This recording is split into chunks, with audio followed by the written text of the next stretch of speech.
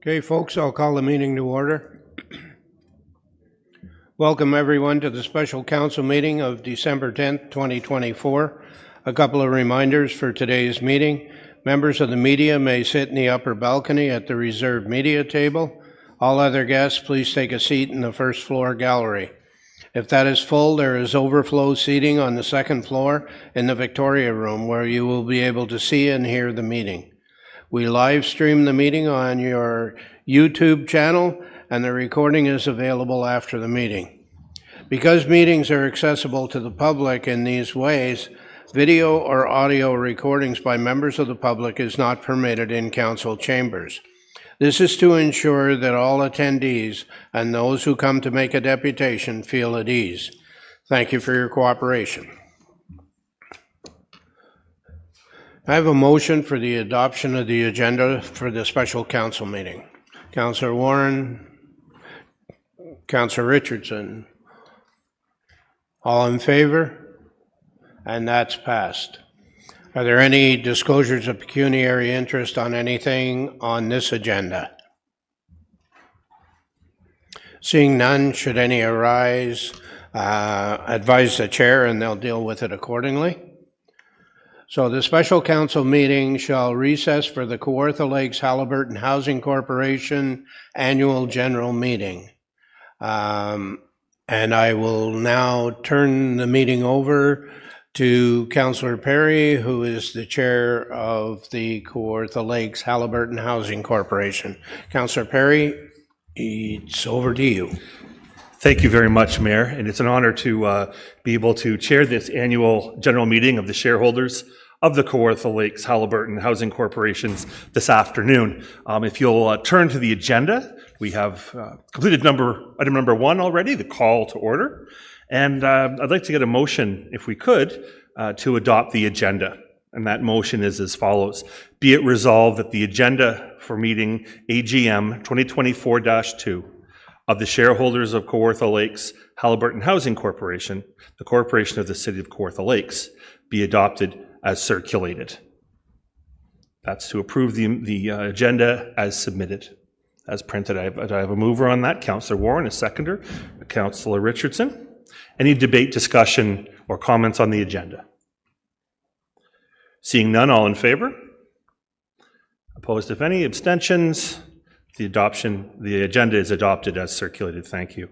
Again, the minutes were provided for your review in advance, and so I'm looking for a motion now to put them on the table, the motion being to approve the minutes from the previous open session of the annual general meeting earlier this year, January 30th, 2024, it was held.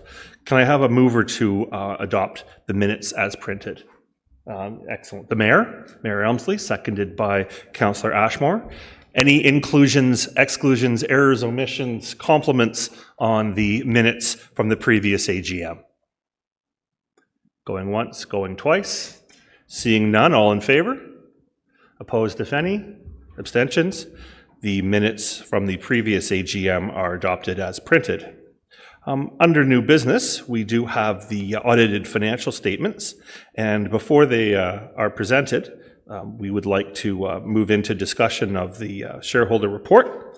So I'd like to have a motion on the table that the shareholder report for 2024 to 2026, the 2023 audited financial statements, be received, and that the auditor's report be received and the audited financial statements for 2023 be approved as circulated, and that Deloitte & Touche LLP be appointed as the auditors for the year ending December 31st, 2024, at the quoted annual fee of up to $11,000 plus HFT. While we have some more information on that, let's put it on the table for discussion. May I have a mover of those motions, please, in omnibus? Thank you very much, Deputy Mayor MacDonald, seconded by Councillor Warren. Is there a report on those? Is there anything to be spoken to on agenda item 4.1?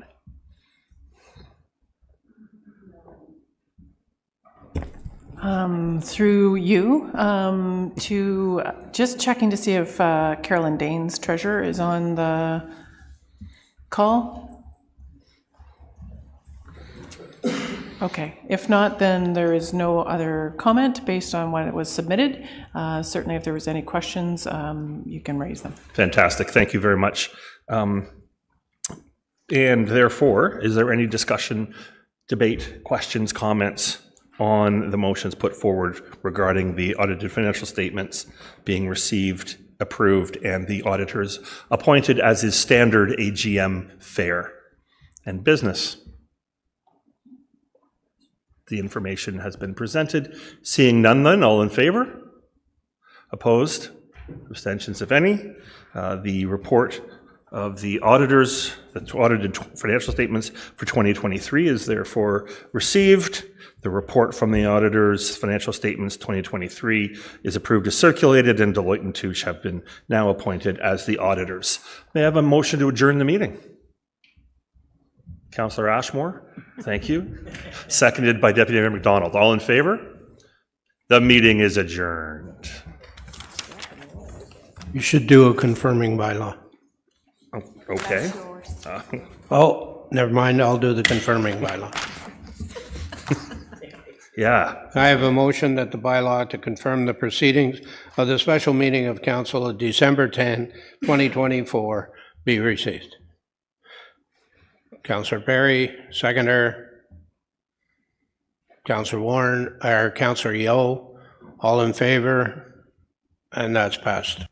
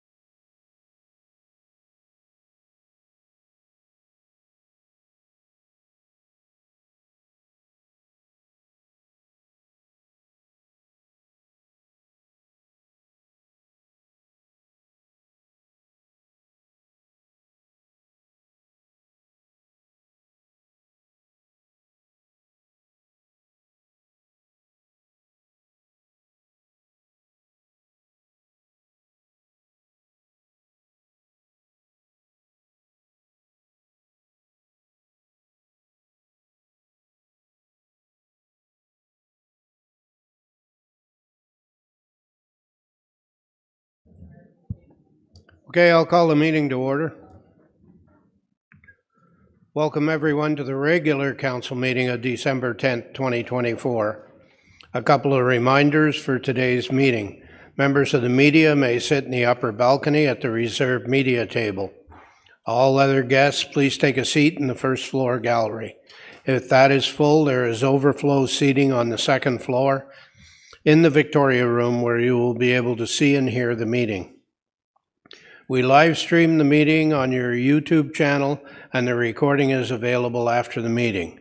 This meeting is also broadcast on Broadcast Live on your TV, Cogeco Subscribers Channel 10, HD Channel 700, and rebroadcasted on Wednesday at 9 a.m. and on Saturday at noon.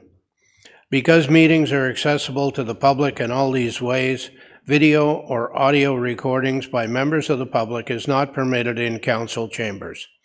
This is to ensure that all attendees and those who come to make a deputation feel at ease. Thank you for your cooperation. I'll ask everybody to rise and join us in the singing of O Canada.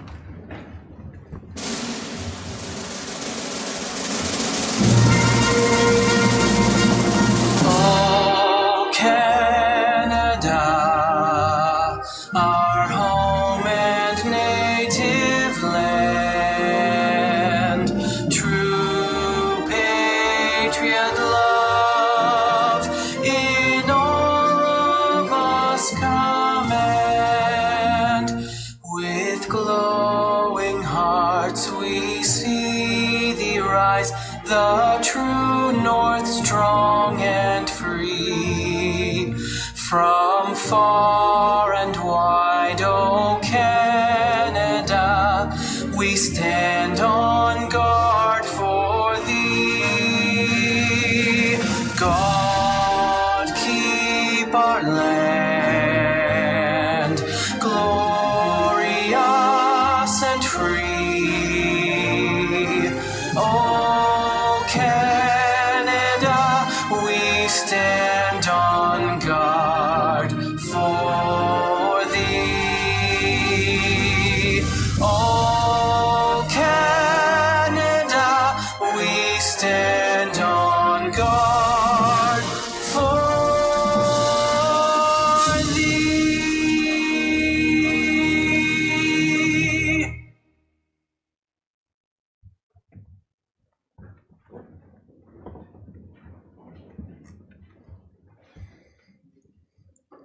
We'll have a moment of silent reflection.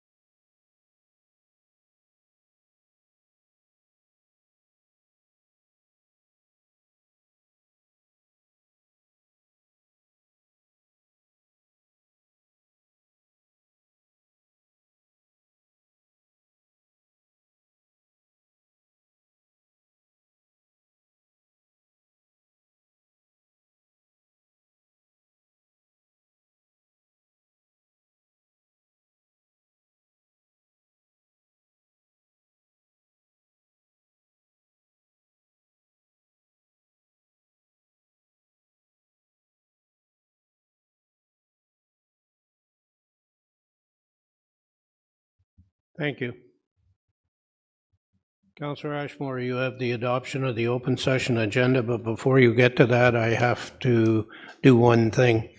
That section 10.02 bracket 1 of bylaw 2024-073, being the bylaw to govern and regulate the proceedings of council, be waived to permit the addition of item 8.3 to the agenda for today's meeting, being a deputation by Cosimo Costa of SCS Consulting Group Limited regarding proposed driveway culverts for the Kings Bay subdivision located at 27 Stubb Road, being item 12.1.14 on the agenda. And I have a mover and seconder.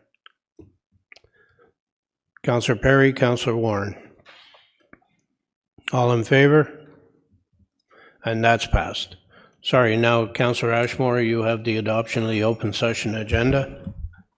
Thank you, Mr. Mayor. Moved by myself, seconded by Councillor Richardson, that the agenda for the open session of the regular council meeting of Tuesday, December 10th, 2024 be adopted as circulated with the following amendments. Additions, 8.2 being a deputation by Matthew Corey of Malone Given Parson regarding the wastewater master servicing strategy update and the transportation master plan being items 10.1 and 10.2 on the agenda, and 8.3 being a deputation by Cosmo Costa of SCS Consulting Group Limited regarding proposed driveway culverts for the Kings Bay subdivision located at 27 Stubb Road, being item 12.1.14 on the agenda. Thank you. All in favor? And that's passed. Are there any disclosures of pecuniary interest on anything on today's agenda? Seeing none, should any arise during the course of the meeting, advise the chair will deal with it accordingly. Now, moving on, it is the Christmas season. We can't forget.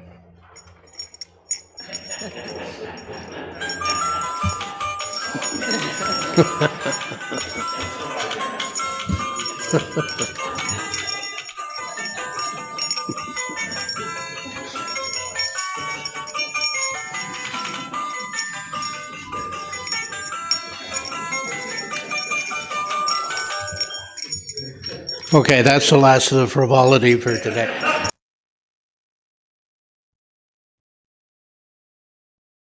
All right, notices and motions, or notices and information by members of council and staff.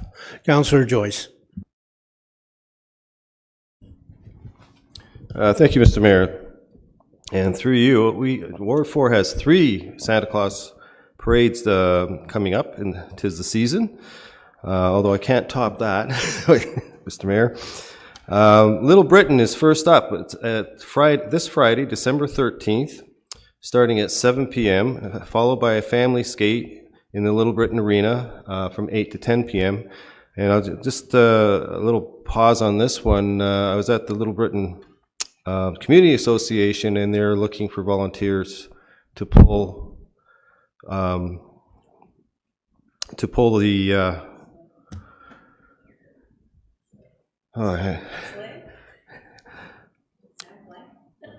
so I'm going to skip over that. Sorry, my brain is just not. I'm looking for the word, it's escaping me here. Washburn Island is Saturday, Friday, December 14th, following the next, very next day. It's at Washburn Island, starting at Hillside and Washburn Island Road. And Woodville is Saturday, December 21st. It's always, Woodville is unique. It's always the closest one to Christmas time. They just want to get close to the day. Saturday, December 21st at 6:30 p.m. in Woodville. I found the word I was looking for at the Community Association. Pull the float. And I said, well, I'll pull the float. And they said, well, you can't pull the float, Dan. You're supposed to be in the parade, are you not? And I said, well, if I'm pulling the float, then I'm in the parade at the same time, am I not? And they said, well, yeah, okay, I guess that works. And so then I said, well, by the way, what float is this? And they go, well, it's Santa Claus. I said, oh. So I have an opportunity here, because I'm pulling the big jolly guy, ho, ho, ho guy. If I do this right, I may not get a lump of coal in my stocking this year, so fingers crossed. Moving on to my monthly library announcement. The library is excited to announce a new series of monthly adult craft programs set out to roll across 12 branches starting in 2025 called Craft and Connect. It features projects using the Cry-Cut cutting machine, allowing people to explore its capabilities in cutting paper, vinyl, fabric, and more. Each month, attendees will create personalized items like mugs, notebooks, and pencil cases, among other fun projects. What this is really about, it's This adult craft program of Craft and Connect is just one of many ways the library branches serve as community hubs. It brings people together in a welcoming, safe environment, and helping reduce social isolation and strengthen those community bonds. Yet one more reason to protect our libraries and support them. Additionally, library branches are now offering one-on-one tech training sessions for adults of all ages and skill levels. Residents can book 30-minute sessions with library staff at any of the 14 branches to learn how to use features on their phones or mobile devices, set up email accounts, and safely browse the internet. It's a good way to stay connected, apply for jobs, access online education, and engaging the digital world as you need to engage. And that's what I have. Thank you, Mr. Mayor. Thank you. Deputy Mayor McDonald. Thank you. Through you. Don't have too much. There's so much going on right now because it's Christmas, and I'd just like to take this opportunity to wish everyone a Merry Christmas and a happy holiday and a safe holiday. And you know what? This is the time that we should and try, if you can, shop local and support our small businesses. There's lots of businesses out there that need that, and there's lots of organizations that need help out there also. So if you can, please donate to them too. But again, just want to wish everybody here a Merry Christmas. Thank you.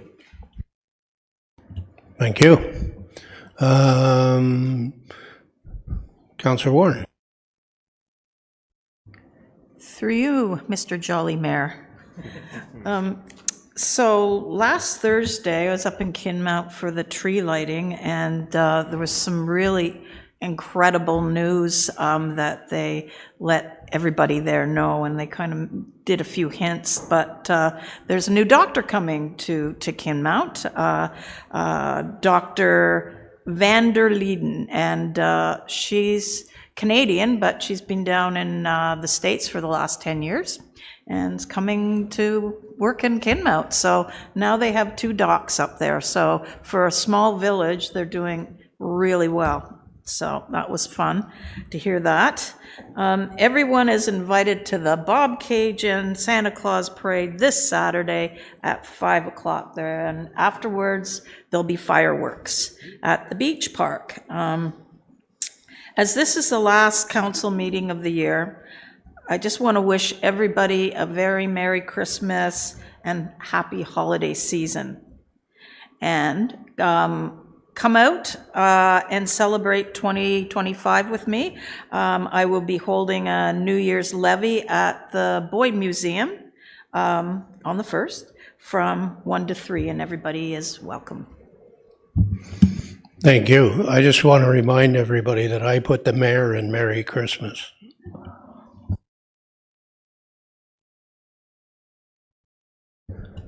Councillor Richardson. Thank you, and through you, Mr. Mayor. First off, Friday, December 13th, the Pontypill Community Centre is hosting a Christmas movie, The Polar Express. All are welcome, food bank donation only. The doors open at 6 p.m. Saturday, December 14th, breakfast with Santa in Bethany at the Bethany United Church from 8:30 to 10:30 in the morning. Sunday, December 15th, Pontypill Firefighters Association an annual food and toy drive starting at 3:30 in the South Subdivision, Royal Estates. Call out this year is for more food items and blankets and sleeping bags. A big thank you to all the volunteers in our communities have been hosting events after events the last few weeks, and it's overwhelming to see the local turnouts, and it's always lovely to see the kindness of donations that these food banks are receiving. Want to give a shout out to the Kawartha Conservation's expanded illuminated forest on a nightly now open until January 3rd from 5 to 9. Parking fee is $4 at Ken Reid Conservation Parking Area. Save the date, Yuck Yucks is returning to Pontypool January 18th. And a good news story for me, and I want to give a big thank you to Manager Joe Kelly. The Community Safety Zone was just posted for the Bethany Hamlet on 7A, and that was a long haul since 2021, so Bam, mic drop on that one. So thank you very much.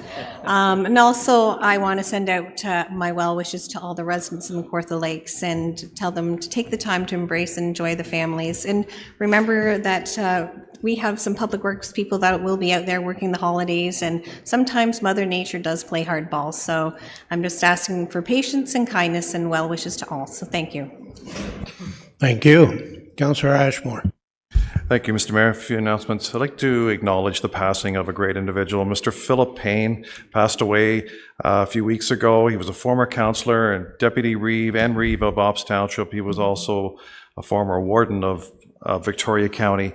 Certainly a family and community man, a farmer, resident of Victoria Manor for many years, his family really raved about and were really proud to be residents of Victoria Manor, and wanted to always thank them for their care. He was instrumental in the building of Ops Community Centre when that was built in 1974. So condolences to his family. There'll be a memorial service at 9:30 on December 28th at the Cambridge Street United Church in Lindsay. This coming 22nd of December, Sunday, the Dunsford will have a Dunsford Christmas parade. So it'll start at 12:45 on December 22nd, which is a Sunday, and it's the first time they've had it, I believe, since 2019, so it'll be great. Just wanted to acknowledge a couple of food banks in the area. The Omimi Food Bank is located at the Omimi Baptist Church, and it's open the third Tuesday of each month from 12:45 to 2:30. It's a great group of volunteers led by Barry Marr. I want to thank Barry for all his work and all the volunteers that help out the Omimi Food Bank. Also, the Dunsford Community Food Bank is open on the second and fourth Tuesday of each month, and that's at the Dunsford United Church. Faye Carslake is one of the leaders there, instrumental in organizing that, and all the other volunteers. Want to thank all those food banks and food banks all throughout Kawartha Lakes for all the work that they do for people, especially this time of the year. And I'd like to also wish everybody in Ward 6 and Kawartha Lakes a Merry Christmas and Happy New Year. And finally, I'd like to wish my much better half, my wife Catherine, milestone birthday today. So happy birthday to her. Thank you. Thank you. Councillor Yo. Thank you, Mr. Mayor. Through you, just let everybody know that the Santa Claus parade in Coboconk was a week ago or so, and just a fabulous turnout. People are really in the spirit up here. And I'd like to thank everybody for their patience. Winter is hammering us up here and continues. And I thank staff for getting out there and doing what they can, and thanking the public for their patience as we get through this very early winter. Thank you so much. Thank you. Notices from staff. Director Bokaboom, I believe you have something. Thank you, Mr. Mayor. Thank you. We do want the public and council to be aware that there are approximately 4,500 water bills sitting at the Lindsay Service Centre. If you are a recipient of a bill in Eldon Township, the former village of Eldon, Woodville, Mariposa, and or the town of Lindsay, your bills are due January 2nd, and you would need to come in person to pick them up if you have not already. We strongly encourage residents to use the city's e-billing system available on our website and not rely on post to receive your bills. Following the water bills, we will have 45,000 interim tax bills being distributed mid to end of January. If we're still in a strike position, 45,000 residents will not get their bills. So we ask the public and council to do what you can to sign up for the city's e-billing and assure that you get your bills in a timely manner. Any questions on that?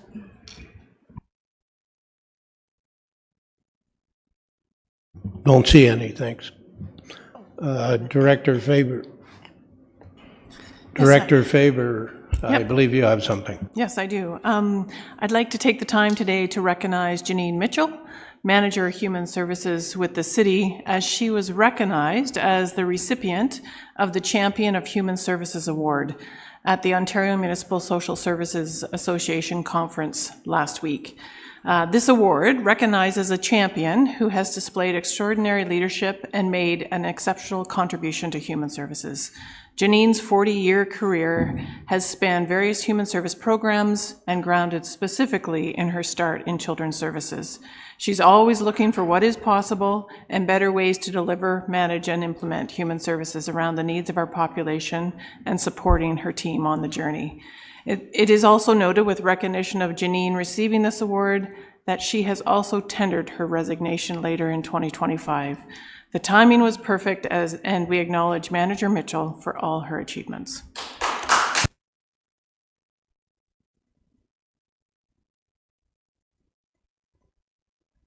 Thank you. Anything else from staff?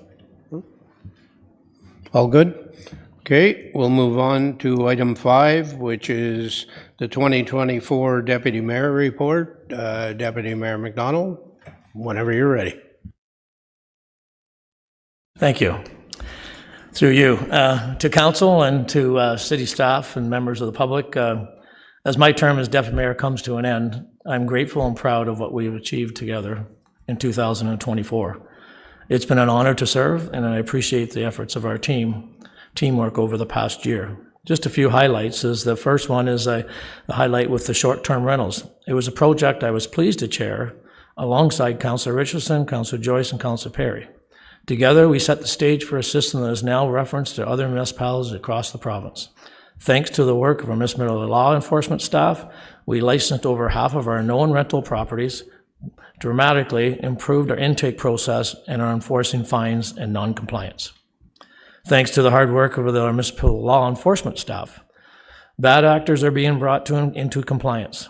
This sends a clear message. While we aim to support responsible operators for their enjoyment of all, we will not tolerate those who ignore health and safety regulations. This program has set the bar for others to follow, and I encourage us to keep up the momentum going.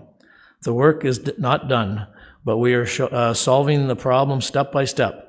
The result is more peaceful, safe, enjoyable experience in the Kawartha Lakes for homeowners and visitors. Another area that I'd like to reflect on is the customer service. Several departments have come together to the table and of how we can measure our performance and address challenges head on. Staff have gained valuable insight of the challenges that we face as councils, and in turn, deepened our understanding of theirs. It's a strong foundation, and we're greatly appreciated, and with that, regular updates on this progress of 5 departments we focused on, I'm confident we will continue to see positive change for those residents. One other one was, which a very enjoyable one, was the international plowing match. It was another shining moment in our community under the leadership of many people, but Kelly Maloney was very helpful and very engaged, and with the support of many departments, including the police, the paramedics, fire services, and an army of volunteers. We pulled off an event that showcased the best of the Kawartha Lakes. Seeing kids smile and laugh during the parking lot shuttles and get back on to just ride the tractor and wagon reminded me that it's the little things in these events that leave a lasting impression. It was a safe and enjoyable event for over 50,000 visitors, and to me, that's success. And it was a lot of fun, it was a lot of work, but I know everybody enjoyed themselves. The other one is the Budget Committee Chair, which was the very first since the Strong Mayor legislation. Working with Councillor Joyce and Councillor Richardson, and the rest of the staff team, I witnessed firsthand the focus required to balance the needs of our city. Through over 18 meetings, we pored over data, made decisions with a citywide perspective. We achieved what we set out to do, and I'm proud of the 2025 budget and what it will accomplish for our community. I'd like to stop and thank our Mayor, Doug Emsley, for your unwavering support. Doug, it's been a privilege to learn from you and to gain insight into the responsibilities you shoulder as a city leader. I don't know how you do it some days. I also extend my thanks to CEO Ron Taylor, his steady hand, and our incredible staff for their professionalism. Thank you. Finally, to my colleagues of council and everyone who has worked alongside me this year. The deputy mayor may chair the task force meetings, but the front runner, but it's the team that makes things work. Kawartha Lakes is fortunate to have a group of people who care so deeply about the city and the residents, and I couldn't have accomplished it without you. So as the year draws to a close, I remain excited for the future. We made great strides this year, and I know we will continue to build on the foundation we created together. Thank you for the opportunity to serve, and thank you for all the support along the way. Thanks. Thank you. Okay, we'll move to item 6, which is the election of a new deputy mayor. And the presiding officer will be our city clerk, Kathy Ritchie. So I will turn it over to her.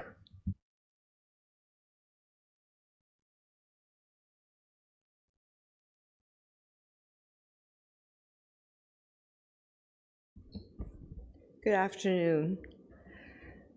I will now call for nominations for deputy mayor effective January 1st, 2025 for a 12-month period. I'll have a call for nominations. Councillor Richardson. Thank you, and through you, at this time I would like to nominate Councillor McDonald for the deputy mayor position for 2025. And seconded by Councillor Perry.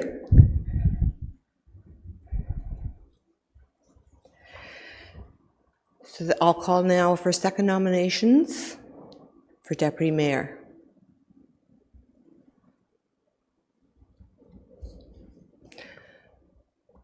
I'll call again and final call for nominations of deputy mayor.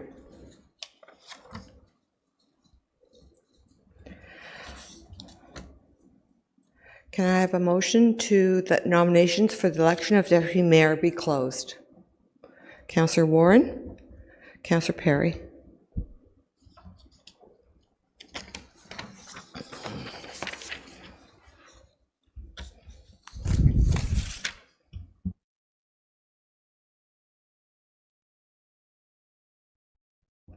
So the results of the election effective January 1st, 2025 for a 12-month period is Charles McDonald.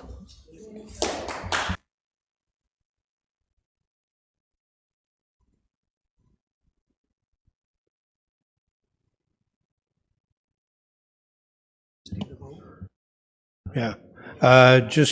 We need, there was a motion that the nominations be closed.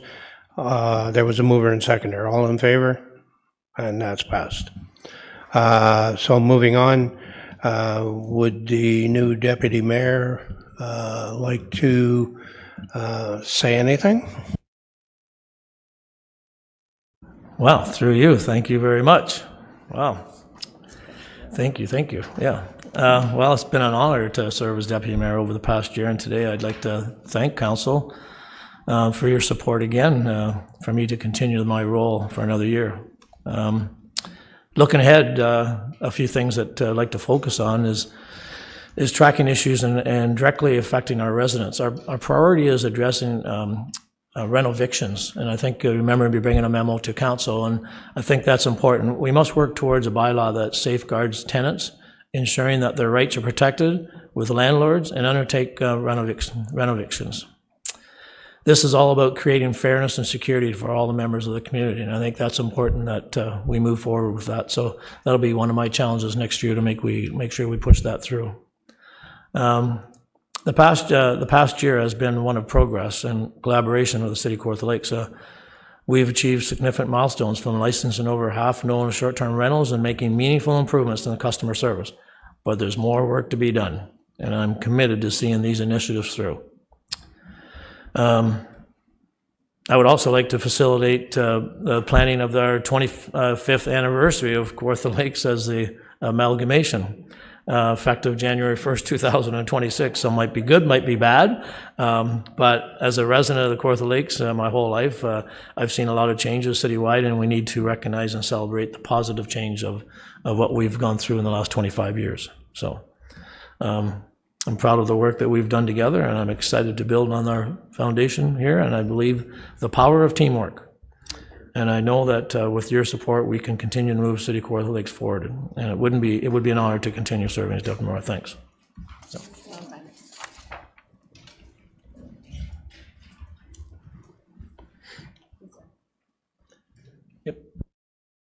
Thank you.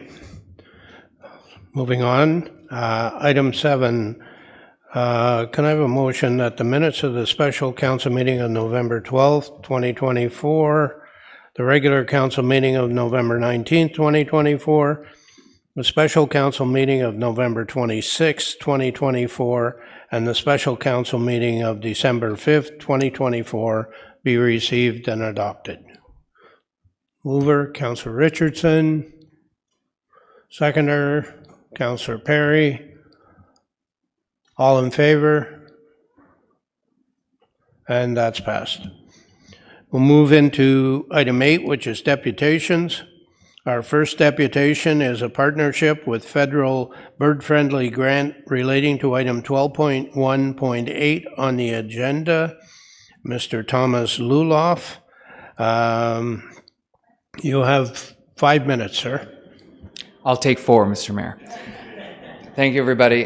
It's been 6 months since I've been here. If you recall, we were here this summer, me and a whole group of students at the back from our Frost campus, and we were being recognized as being environmental heroes for the work that's being done around bird mitigation for window collision strikes at the Frost campus. So students are really piloting that work, and one of the things that we're moving forward with is applying for a multi-year large federal grant funding program.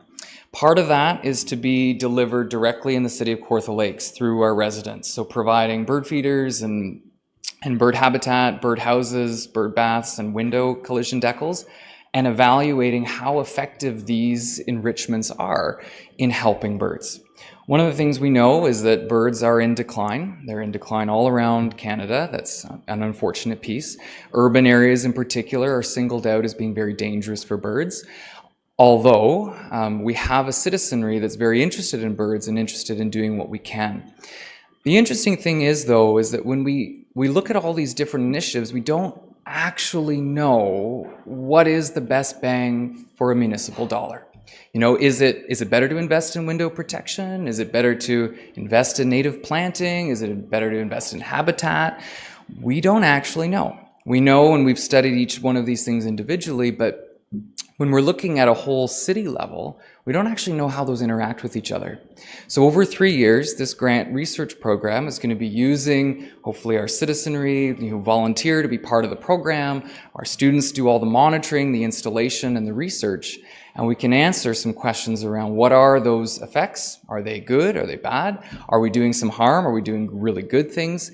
And be able to come up with a set of recommendations for not only the City of Kawartha Lakes in terms of what is a really good plan to move forward with bird friendliness, aligning with our bird friendly designation, but also being able to use that tool across all other municipalities. So really giving other municipalities an idea of this was in situ tested, this was done, with a community approach, and so that they can take that and run with it. There's a lot of concern about, well, I don't know the science of birds, so we don't really know what to do. But if we can provide a framework or a tool to other municipalities that we pilot and test here, that we get the funding to actually do, that would be fantastic, right? Put City of Kawartha Lakes at the center of that research. So we're really excited about this at Fleming College, and we've taken this to EAC, where we had a recommendation to move forward to council. And so a little bit later on in the agenda, as Mr. Mayor indicated, 12.1.8, there is an item on the agenda. And so my deputation here is just to introduce the context behind that, what we're hoping to do. This will be provided at no cost. All the funds are covered by the grant. The students are doing the work as part of their research programming. And my role here for the rest of my time is just to answer any questions from council or staff. Thank you. Let me get a motion to receive your deputation first, and then Councillor Warren and Councillor Perry. So, questions for the deputant. Councillor Warren. Through you, Mr. Mayor, and thanks for coming, Tom. Can you be a bit more specific on the field of study when we're going to get the grant, I hope? So after you get the grant, what kind of studies will you do? It's a great question. So we have a number of partners that we're working with. So FLAP Canada is one. So they've been in the business of studying bird window collision deaths for a long time, as well as Nature Canada that runs our bird-friendly cities designation. They're really interested in the municipal tool, the scaling process that comes at the end of our synthesis. We're also actually approached the health unit, our local health unit here, because as you know, one of the things that we're interested in as well is birds and humans through bird feeders and bird houses and bird baths is one of the ways that humans and birds interact. And we know with avian influenza recently with some individuals in BC, there is a potential public health concern. So we're hoping to, again, include them as well in their feedback. So to answer your question in really brief, we're going to actually be testing each of those things in isolation. So bird houses, different materials, different effectiveness, how well they're used, if there's one model that's better than another, placement. Bird baths, again, how does cleaning regimens? We all know we're supposed to clean them, but do we really? And, to what degree does that matter around human health? Same with bird feeders. Again, we're supposed to clean them, but do we and should we? And so we're going to be approaching each of those things individually and then pooling all of that data and then coming up with an overall large-scale meta-analysis for the city.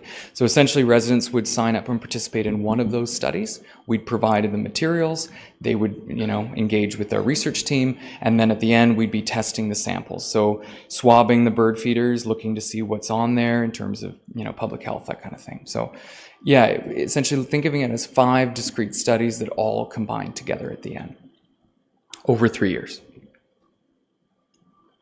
So will that be throughout the whole city or mostly Lindsay? Okay. Yeah. Great. So, we're very fortunate here. We've got urban and rural. So this is one of the few municipalities that can really claim that. So it's a really interesting test site to be able to do it here.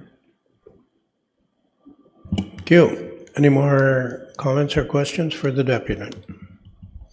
Seeing none, we have a motion. All in favor? And that's passed. Thank you very much for coming today.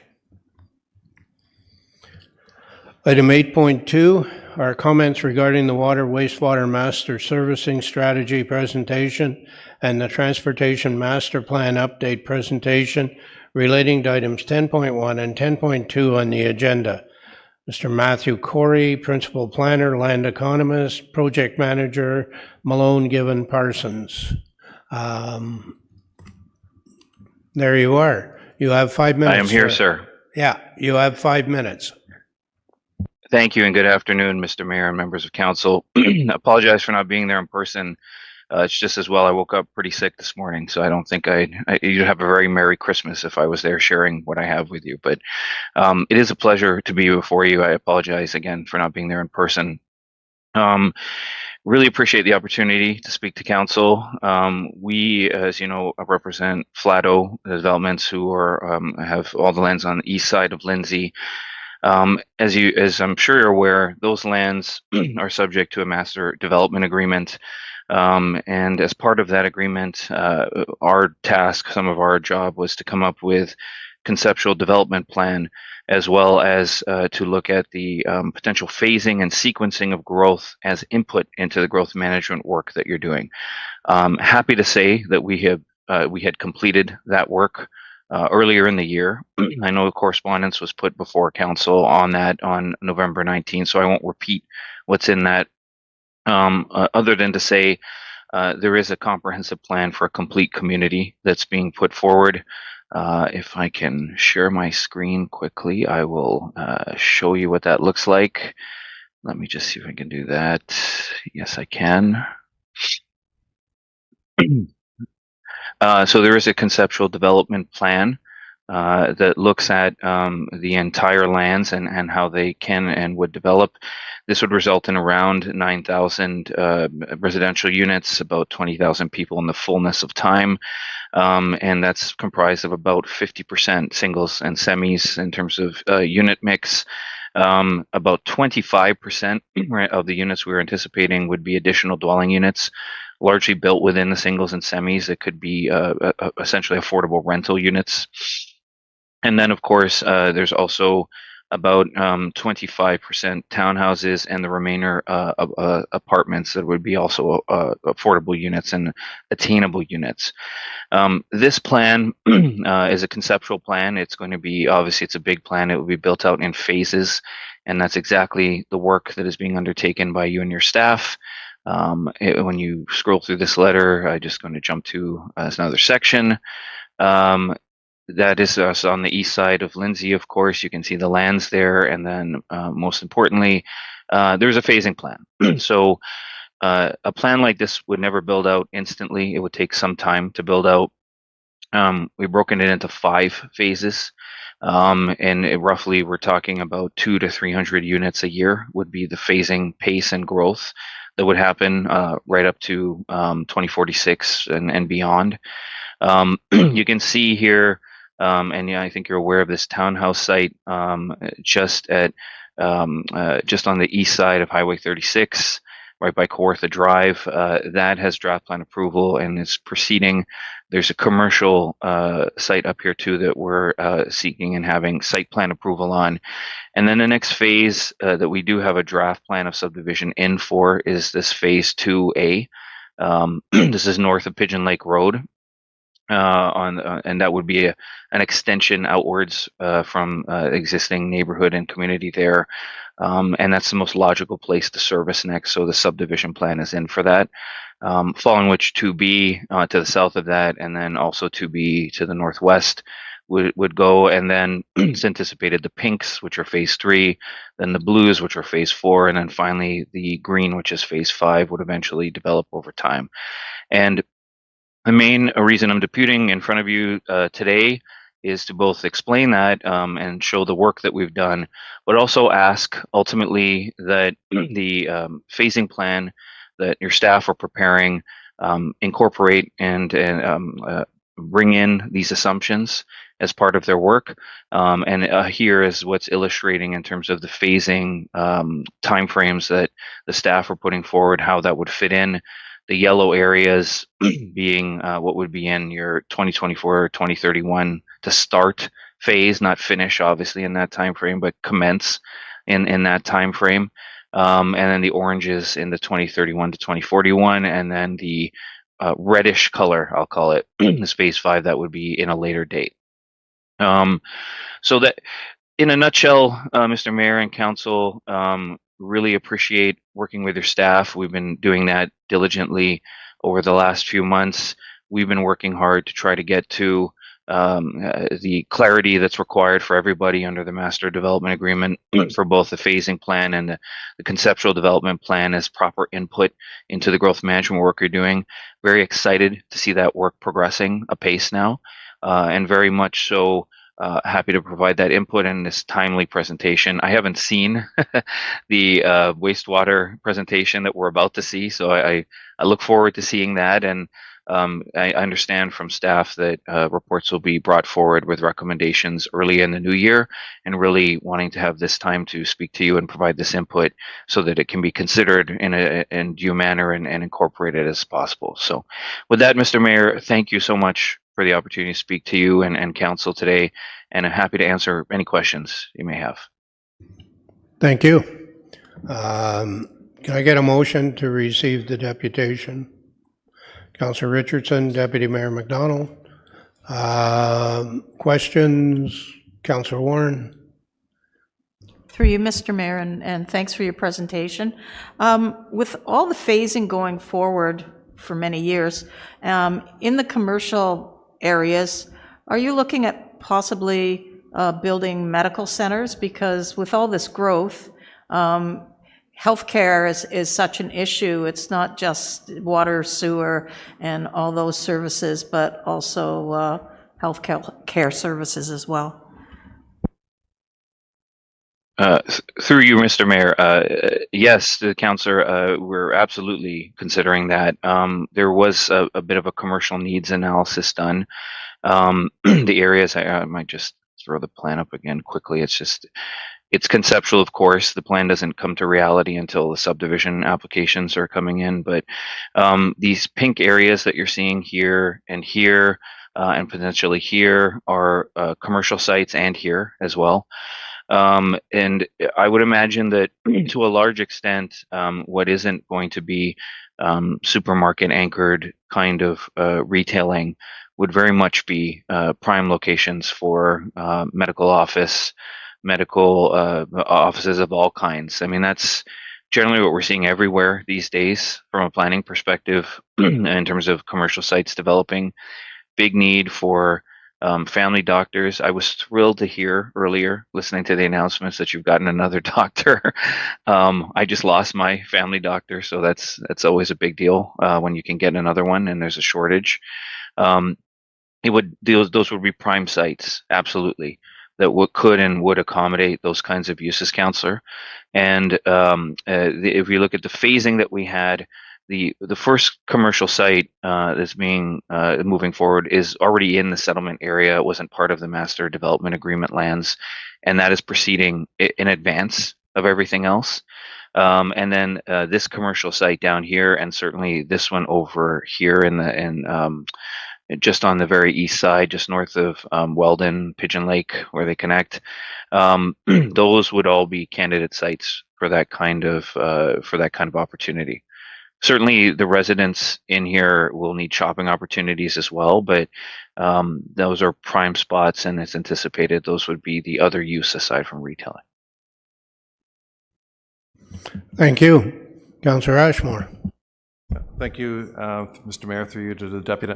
As far as the phase one goes, is it approximately 115 homes you have the servicing approved for behind I. Weldon Secondary School? That's the very first phase that you were contemplating building. Is it 2025 that you're starting next year on building that first phase? I know, through you, Mr. Mayor, yes, it does have draft plan approval. We're working through the registration process right now. Flato would like to get on with starting those units as soon as possible.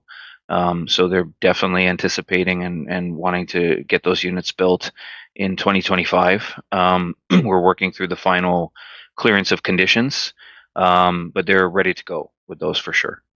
Thank you. Councillor Richardson.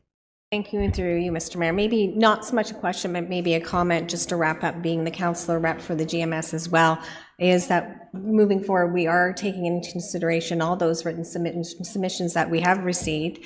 And I know that final report is coming in Q1, I believe, through Director Barry. And it's been an engaging process looking at growth in the city of Kawartha Lakes and how do we, determine where growth needs to go. So the GMS is not only taking in the phasing approach as you're speaking, but we're also looking at the strategic position and direction to support that growth. And that could be done through that official plan amendments. Plus, we are now, working with the new PPS. So things are working in the right order. So I appreciate you coming forward today. Thank you. Seeing no more questions, we have a motion to receive. All in favor? And that's passed. Thank you very much for coming today and sharing the information. You're very welcome, and thank you, and Merry Christmas to you. I love the Christmas spirit you have in the room today. I wish I could be there to share it with you. Thank you. Moving on, we now have item 8.3, which is Mr. Cosimo Constant, and he's going to be speaking on the driveway culverts, item 2024-037, 12-114 on our agenda package. You have 5 minutes, sir. And I wanted to point out that you did provide us with some drawings. I did. But I will point out that our staff have not seen those drawings yet. This is their first look at them, I believe. Understood. Yeah. So whenever you're ready, go ahead. Thank you. Good afternoon, Mayor, members of council, and staff. My name is Cosimo Costa. I'm a professional engineer with 27 years of experience, and I'm an associate with SCS Consulting Group. Thank you for the opportunity to speak about various matters in staff report ENG 2024-037, which is agenda item 12.1.14 on behalf of Kings Bay Golf Limited. Our request is that council accept combined culverts where driveways are paired as proposed by Kings Bay, and declined the recommendations detailed in staff's report. As noted in the staff report, engineering staff's opinion is that the use of continuous versus separated culverts for the paired driveways are not significantly different from an engineering perspective, and as such, I'm not going to spend a lot of time restating our rationale for the continuous culvert approach, other than to say three things. Is that longer culverts are in fact maintainable in the existing subdivision, and everywhere you have a intersection of two rural roads, you will inevitably end up with culverts that are upwards of 30 or 40 meters in length or more, and they are maintainable. Secondly, we're not trying to promote faster flow by increasing the culvert lengths, but to avoid stagnant water or a backup water within the ditch system. Culverts and ditches often experience differential settlement.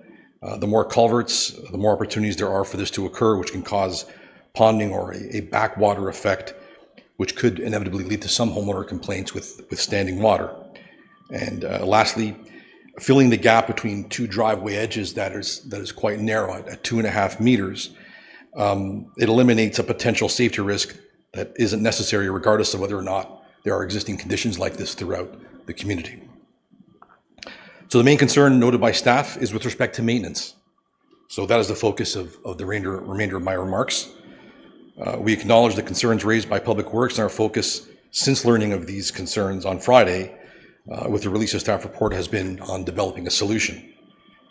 Public Works staff state that they have found it takes 2 to 3 times longer to maintain a longer culvert than a shorter culvert.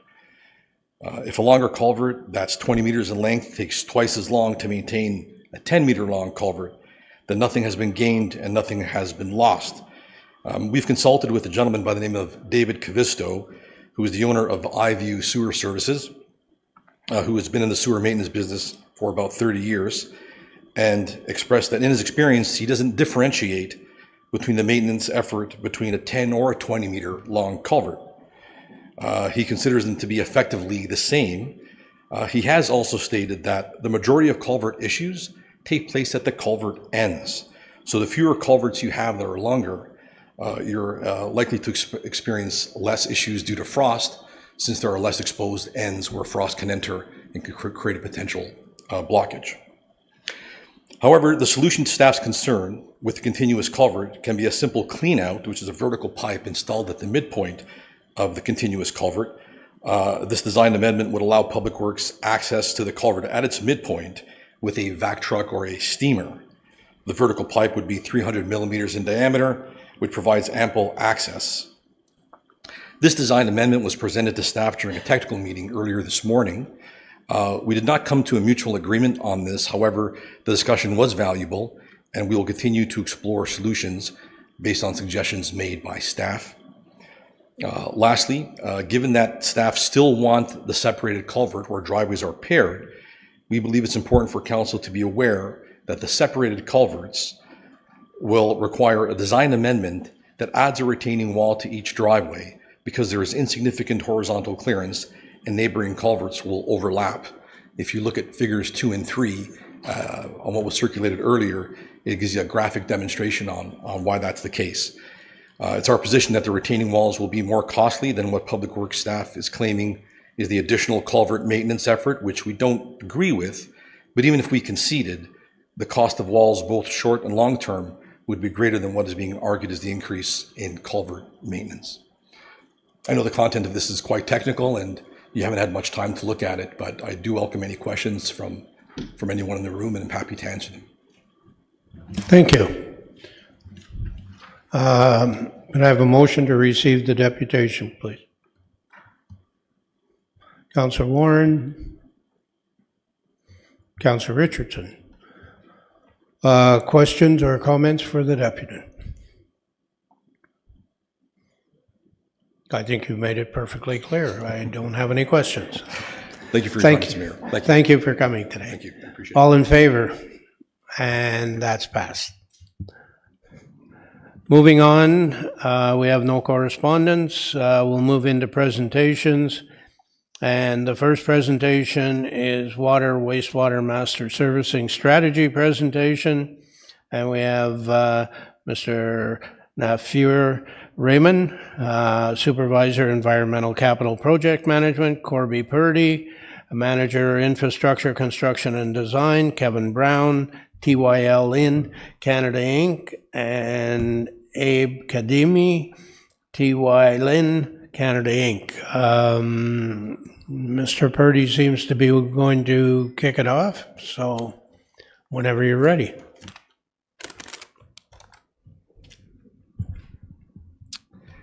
Good afternoon. Through you, Mr. Mayor. The Water and Wastewater Servicing and Capacity Master Plan Study was initiated to identify the existing servicing constraints and provide long-term servicing strategy that supports existing communities and the future growth to 2051 and beyond. In 2022, the city retained the consulting firm TY Lin Canada, who has been working diligently on this project. The study is nearing completion, and today, TY Lin is going to provide an update on the study findings to date. Now, I will pass it over to TY Lin's project manager, Kevin Brown.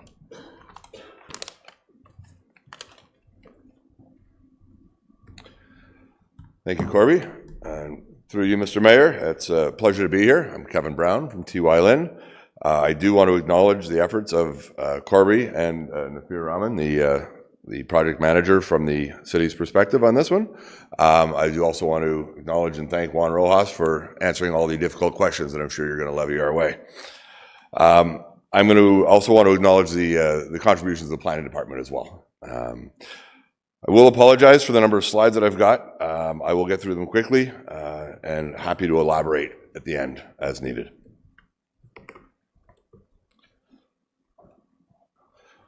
All right, just quickly here. The main purpose of a master plan is to plan for the growth that's going to occur and to ensure that ultimately the growth that's forecasted can be serviced and that existing residents and businesses are ultimately not impacted and that the city is able to maintain the intended level of service from a water and wastewater perspective.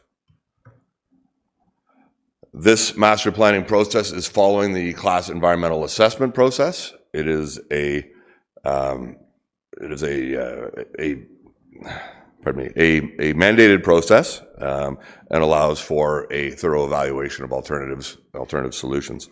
We are nearing the end of the Class EA process, where we are wrapping up and refining the individual projects that are ultimately going to be required.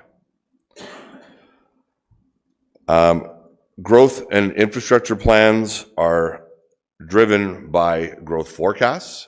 So in this particular case, the ongoing growth management strategy is the main driver because that identifies the ultimate population forecasts that need to be accounted for through 2051 and beyond. Obviously, as growth occurs, growth plans do ultimately change. These master servicing strategies are also intended to be reviewed and updated on a regular basis to meet the changing needs. What I'm going to show over the next 5 slides are the growth projections, and I do apologize for the amount of information that's included on each slide. I do believe that you'll have access to higher resolution versions of them. But we're demonstrating for the 5 main municipalities that are serviced, Lindsay, Bobcaygeon, Fenelon Falls, Omemee, and Woodville. We're showing the population forecasts, employment forecasts, and highlighting in color the main areas where growth is forecasted to occur. A lot of this is driven through the growth management strategy process. There are a couple of acronyms that I want to identify as we go through. MDD is a maximum day demand. That's a maximum day water demand that you would expect to see from a municipality or community. ADF, average day flow.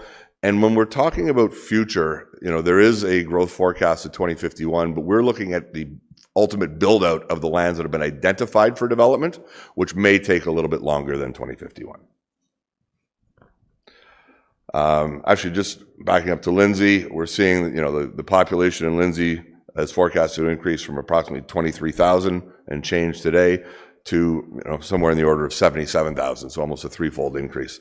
Obviously, that's going to trigger, as is also shown on the slide, an increase in the water treatment capacity that's available, the water storage capacity that's currently available, and also the wastewater treatment capacity that's available. All of these need to be considered to accommodate the growth. Bob Cajun, similarly, not quite a doubling in the, slightly more than a doubling in the population. The service areas, the growth, the forecasted growth areas are shown. And some of the development is occurring outside of the existing settlement boundary, of course. Fenelon Falls is also shown as well. Omimi, which is serviced by a municipal wastewater system only. They're not on full servicing on municipal water in Omimi. Woodville is the opposite. Woodville is fully serviced for water, but not for wastewater. In addition to those 5 municipalities or communities, there are a number of smaller water systems and smaller wastewater systems as well. We are looking at those at a high level, at the forecasted growth in those communities as well. Just because a forecasted growth is perhaps shown as 0 here does not mean that no development can occur. There could be development applications that would arise on a case-by-case basis. There's nothing formal that's been identified as part of the growth management strategy.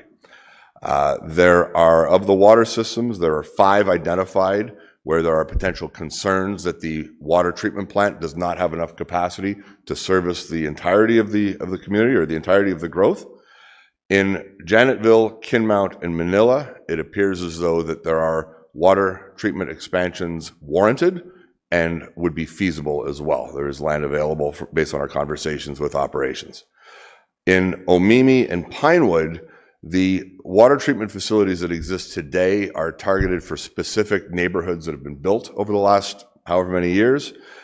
It is not community-wide water servicing, so the potential to accommodate or to provide water servicing for that future growth really should be evaluated or assessed through a specific servicing study. From a wastewater side, we're seeing that there is limited additional capacity in Coboconk, and land is not available necessarily for an expansion of the lagoon system up there. An expansion may not be warranted. That should be evaluated further. In Kings Bay, there is currently a study being completed of the treatment facility there and whether it can accommodate the future growth that's forecasted. Currently, Kings Bay is seeing lower than projected flows to the plant in terms of daily volumes, but higher than anticipated loading, so it's more concentrated. So there's an evaluation, there's an assessment currently going on to assess whether or not the treatment facility that's there can accommodate it or whether retrofits may be required. So I spoke earlier of the level of service objectives. For water systems, really we're focusing on 3 main elements. Water treatment and storage, making sure there's enough water available and storage available. Make sure that we can maintain sufficient system pressures throughout the network, and also to ensure that we can provide sufficient fire flow to obviously protect against fires in those communities. In wastewater system, obviously we have wastewater treatment facilities as well, and we look at design flows for a sewer system where we want to make sure that under normal operating conditions, the sewers are not flowing more full than they can be. We want to make sure that there is reserve capacity in those sewers and that they are flowing freely. Under high storm events, we accept that sometimes the capacity of the sewers may be exceeded and that water levels will rise a little bit in the manholes and through any other elements that are connected to it. What we endeavor for is to make sure that those water levels do not get to within about 1.8 meters or 6 feet of surface, which is about equivalent to where people's basements are. So if we're able to maintain water levels that are low enough in the sewer systems, the risk of basement flooding is minimized. Overall, again, with the master plan objectives, we're looking to minimize risks to the level of service through the future. We're looking to identify facility and system upgrades that would need to be implemented to minimize any potential risks to the level of service, and also to assist the city in their capital planning efforts to ensure that infrastructure can be implemented in time to support the growth. A couple of servicing assumptions or clarifications perhaps. When it comes to treatment plant upgrades, this master plan only identifies the need for capacity upgrades. There is another process, a Schedule C environmental assessment, that is required to assess how best to provide that increased treatment capacity, be it, increasing the capacity of the existing plant, building a second plant, expanding the plant, or whatever. So that is going to be subject to further study. I believe one of those studies is planning to be kicked off in 2025. We've also got storage and pumping stations. Those facilities we're identifying the needs for those facility upgrades as well. Also, internal development servicing. We aren't addressing all of the servicing needs within some of the major developments that are going to be occurring. That will roll out, that will be driven by the developers themselves and through an internal servicing strategy. What we're doing as part of the master plan is identifying where they will be getting their water from the municipal system, where they will be connecting their wastewater servicing to return that back to the city, and ultimately it would be the internal designs would be subject to that design process. In terms of what we're looking at when we try and project the servicing needs of communities, there's lots of data available for what the existing communities are using in terms of water and how much wastewater they're generating. So that existing historical data is used as the basis for the existing developed areas.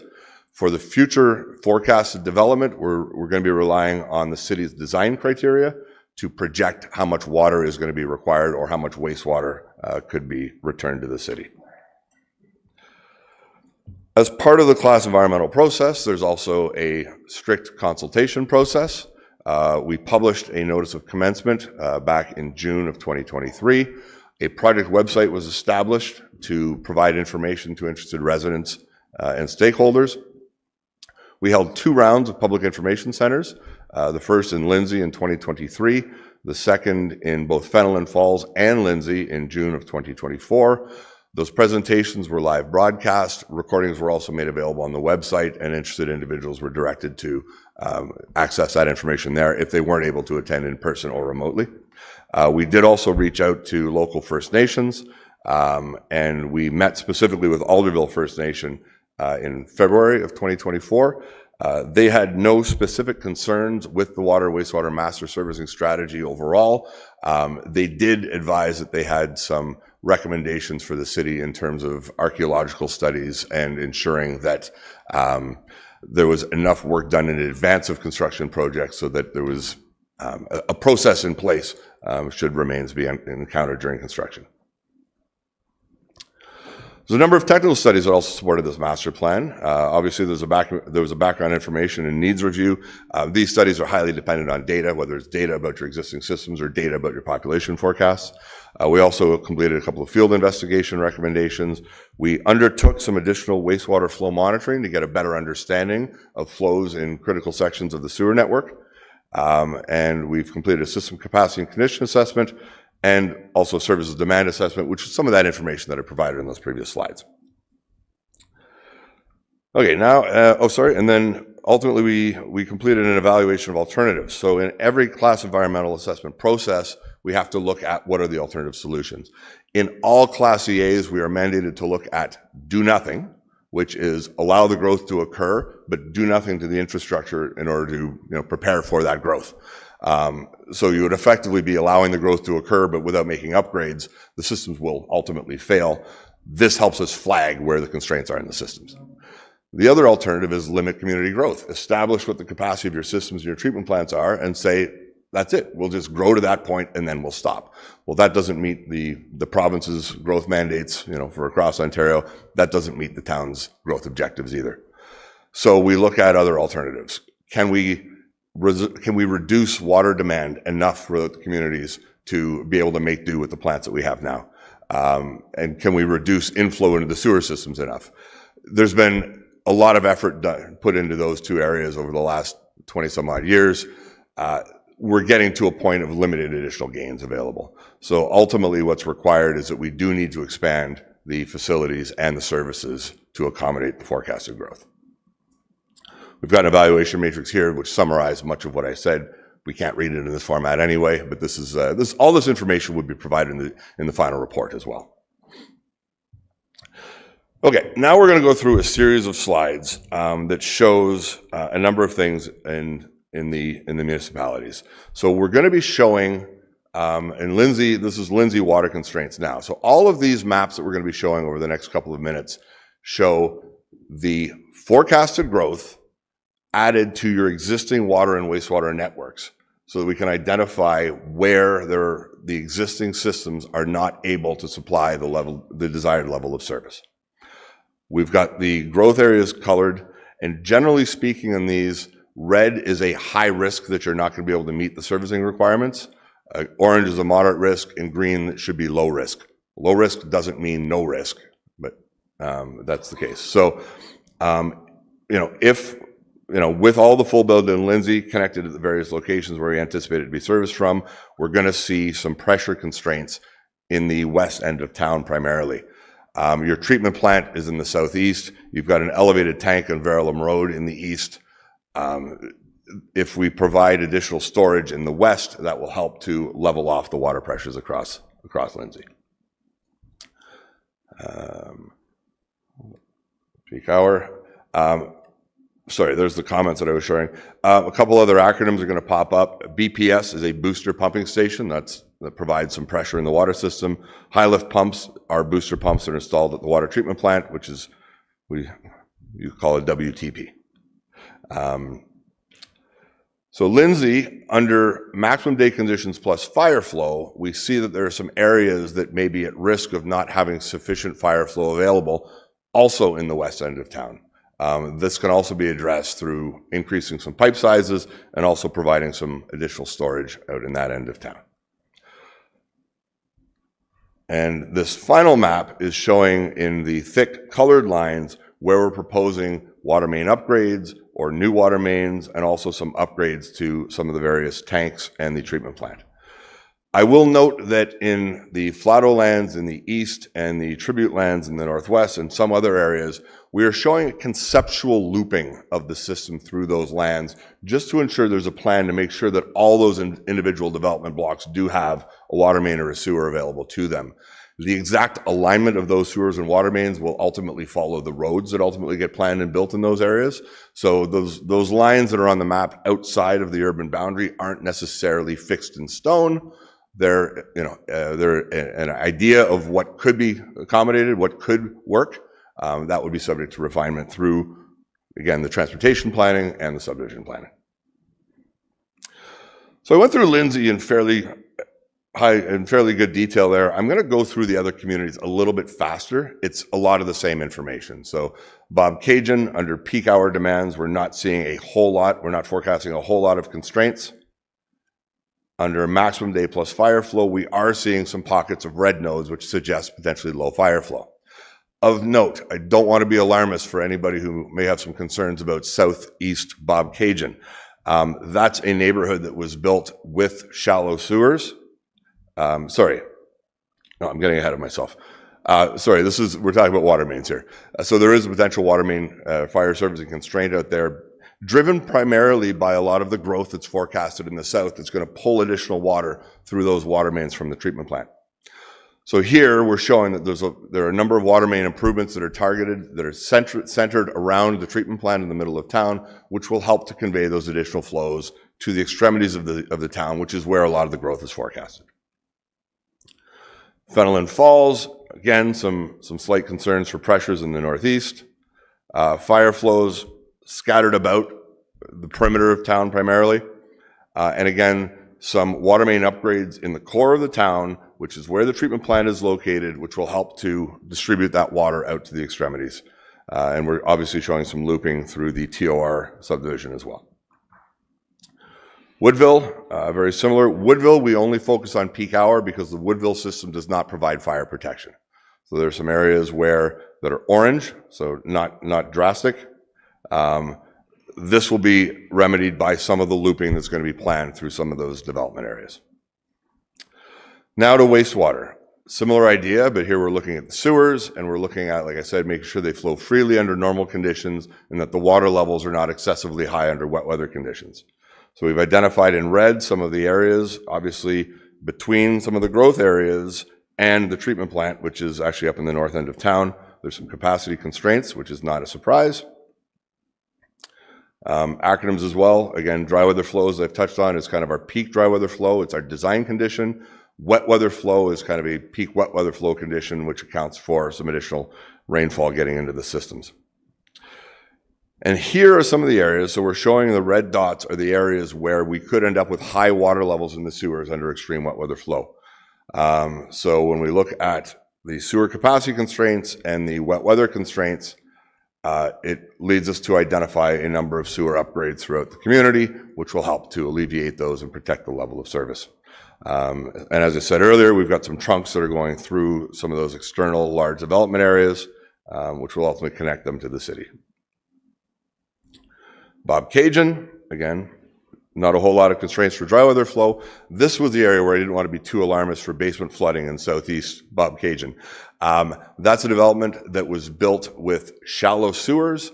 The homes in that neighborhood are all actually relatively high on their lots. So we're not able to provide that 1.8 meters that we strive for because the sewers aren't that deep, but the basements are also not that deep. So, and there is no history of significant basement flooding in that area.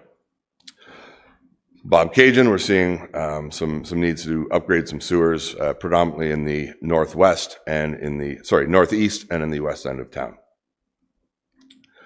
Fenelon Falls, again, we're seeing some red pipes in the center of town, which is basically along the path between the TOR subdivision and some of the other major development areas and the wastewater treatment plant.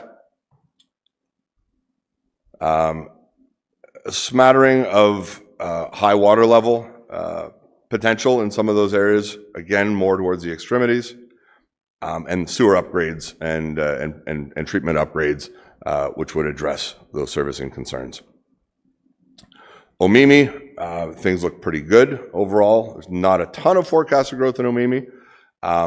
Some high water level concerns in some areas, again, where there's some shallow sewers.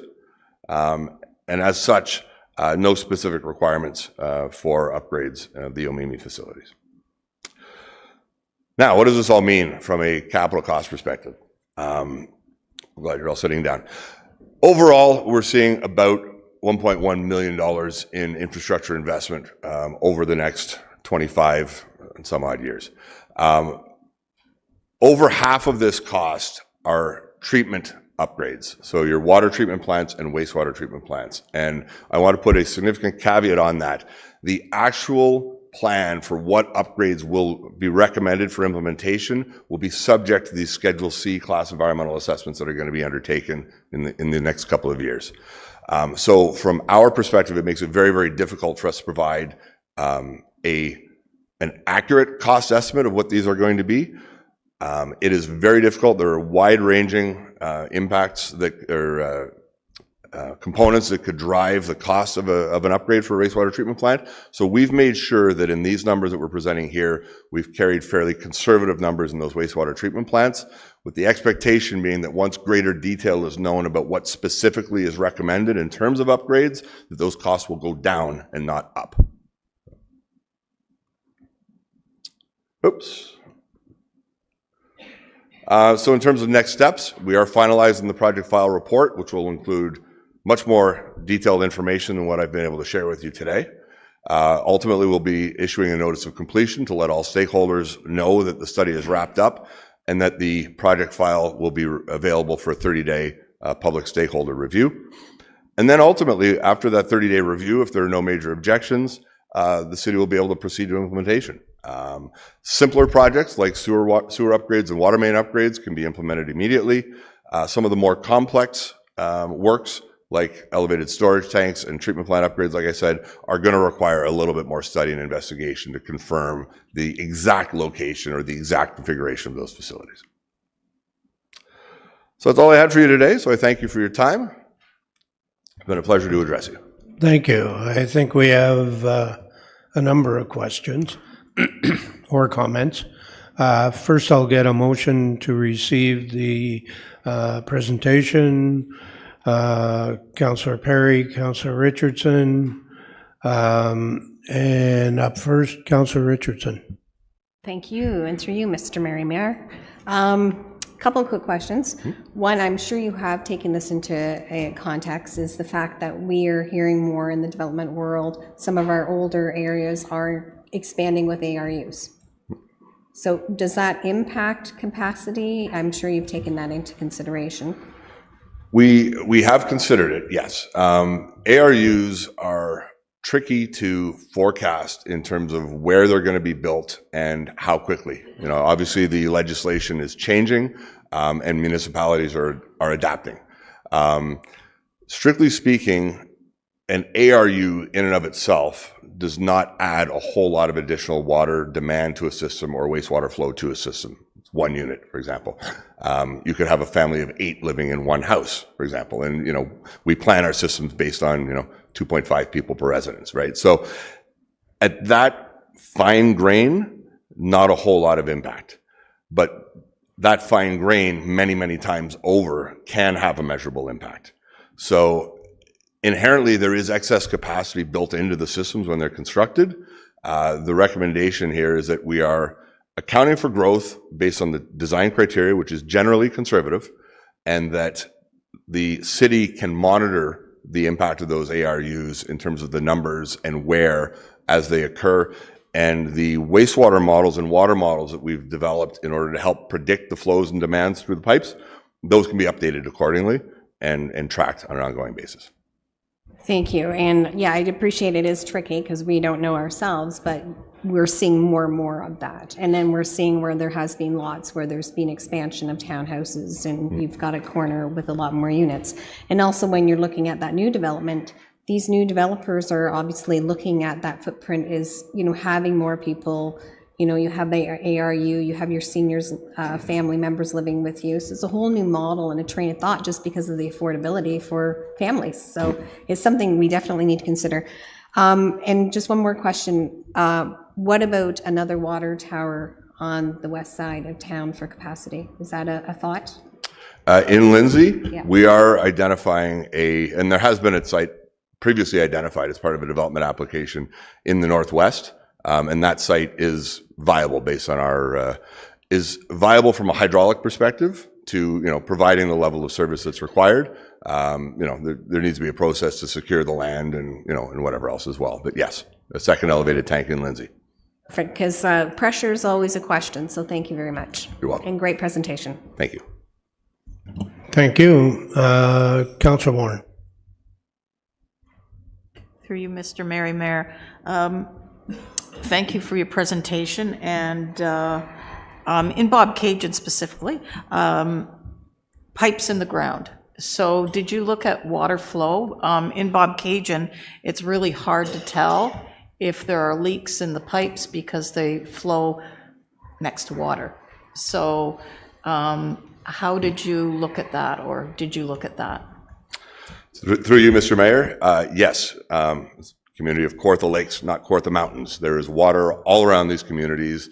A lot of the pipes are below lake levels or river levels, and there is a potential for groundwater infiltration. We did sewer flow monitoring in a number of areas to help quantify how much water is in those sewers relative to what we would expect the population to generate through flushing toilets and having showers. On top of that, with aging infrastructure, a lot of these pipes were built as concrete pipes, which are prone to cracking or separation of joints as they age. Nothing performs quite as well with age. And the city is going through a process when and where needed of rehabilitating and replacing and upgrading some of those sewers.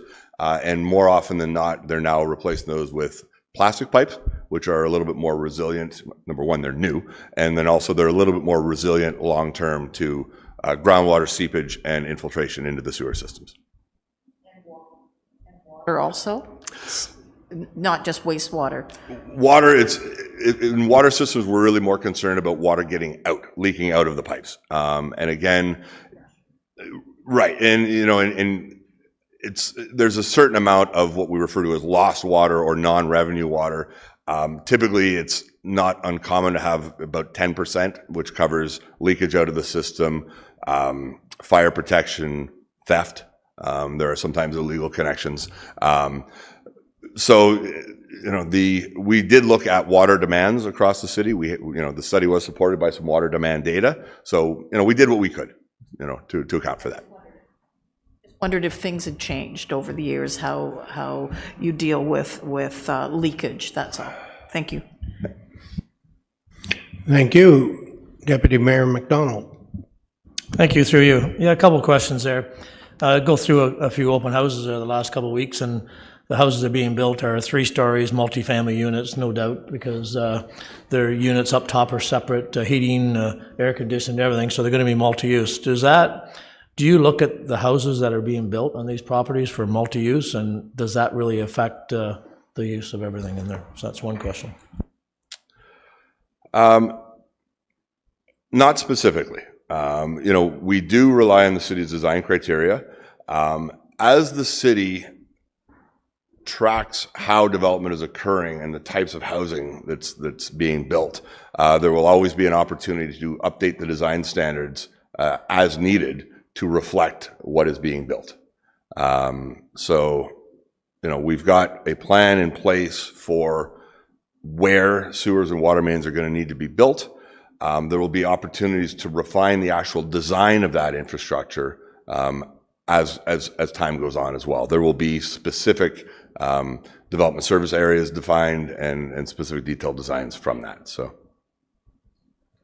Next question, not sure if it's for you or maybe Manager Purdy, but as we upgrade the sewer and water and all that, we're replacing a lot of roads in the city, Kawartha Lakes and so on, and I've seen it more than once that we get a road all done and then all of a sudden we rip it up and replace something. Is that being considered? Because I know that Kent Street going west is going to be done and so on. Do we look at, now that we see what you're doing, are we looking at that when we do all those roads and so on? And I'm not sure who that will be for, yourself or? Yeah. Do you want to take that one, Juan, or? Okay. Thank you. Through you, Mr. Mayor. So we do have a model. So at the end of this exercise, and even before we started this exercise, the city has a water and sewer model that we do in-house. Now we're refining it, we're adjusting it. It's a live model. It's not static. So it's a dynamic model. As Mr. Brown has said, if criterias change, staff can then input those new criterias into the model and see how it reacts. Good news, both our road reconstruction team and our infrastructure water wastewater team are under the manager of infrastructure design and construction, which is Corby Purdy. So they both talk to each other. We consult with Public Works also for maintenance and repair to see when we do a capital project, what elements need to be incorporated in that capital project. Whether it's growth, whether it's maintenance, whether it's ARUs, whatever it may be, inflow and infiltration, we coordinate that so that when we do a capital project, again, not 100% of the time, but pretty close to 100% of the time, we have a wholesome project that incorporates all different elements of the city's needs, at least infrastructure needs within that project. Councillor Ashmore. Thank you, Mr. Mayor. Through you to the Deputy, and thanks for your presentation. 2 questions, please. The first one is regarding Lindsay, town of Lindsay. About 10 years ago, we completed a major construction project called the Northwest Trunk, and it's servicing right now the Kingsman homes and Tribute homes, and it was certainly needed. And it's to build it now would be a phenomenal amount of money, but it was built and it's working, it's functioning. Would you foresee like an eastern version of that trunk going to the east side of Lindsay? I guess you'd call it an eastern trunk that would service those homes that are potentially going, or businesses that are going on the east side of Lindsay? Yeah, that was, through you, Mr. Chair, that was certainly one of our recommendations. There is actually a servicing plan being developed specifically for East Lindsay as part of the terms of their agreements. We have identified 2 pumping stations, a gravity sewer, and a force main along an unspecified alignment that would ultimately take the flows north and loop around and connect just south of the existing wastewater treatment plant. Okay, thank you. And this second question is the village of Omemee. On your capital forecast on the screen there, I see we have potentially 700 homes, but it's close to 1,000 homes that potentially could be built in Omemee. And I see that it's zero, we're forecasting zero investment. One of the things that Omemee needs, it's the 4th largest urban center in City Kawartha Lakes, is a water tower. I'm just wondering, could you look at that again? I'm just wondering why that was missed in this study, the construction of a water tower in Omemee, because it's certainly needed, and for the potential growth there, and like now's the time to incorporate that into the plan. Would you look back and into that and see if we could see if that might be an alternative for the issues that we have with the water storage in Omemee?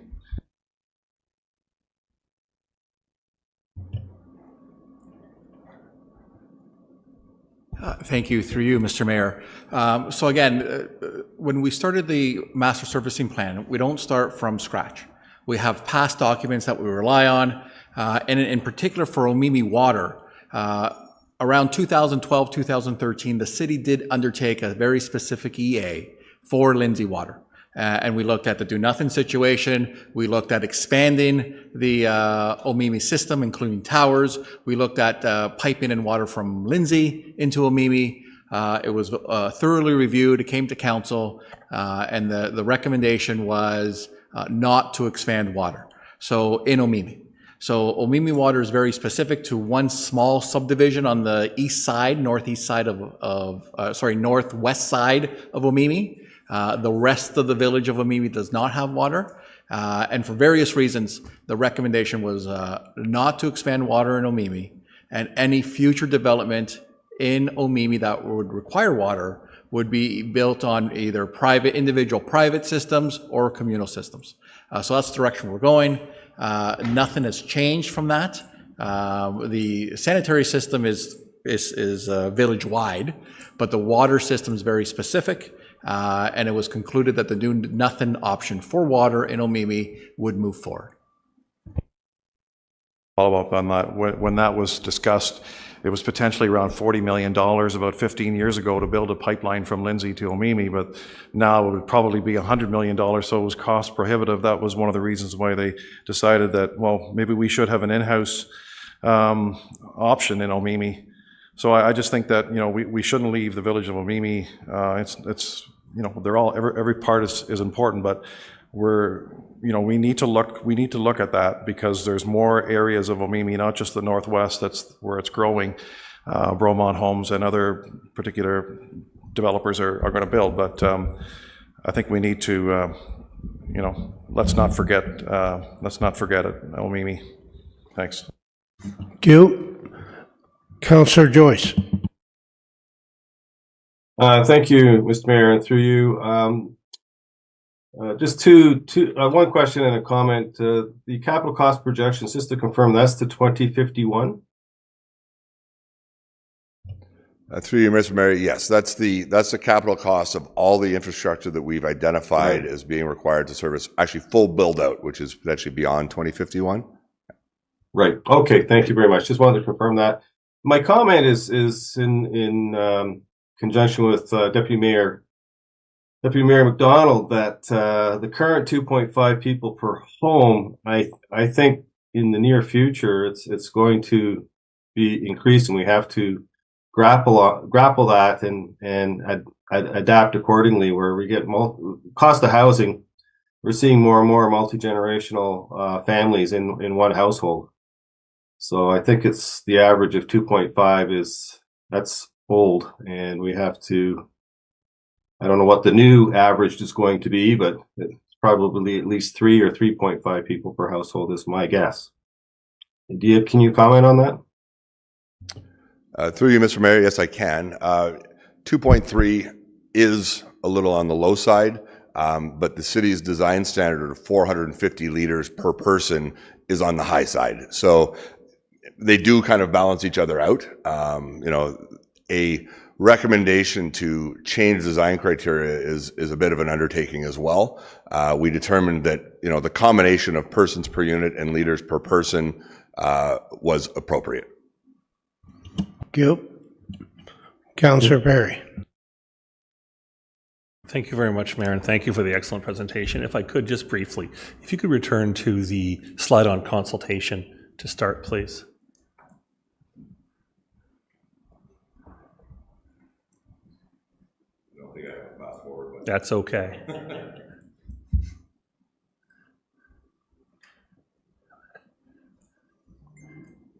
Is there a hamster on a wheel? Like, here we go. get it closer.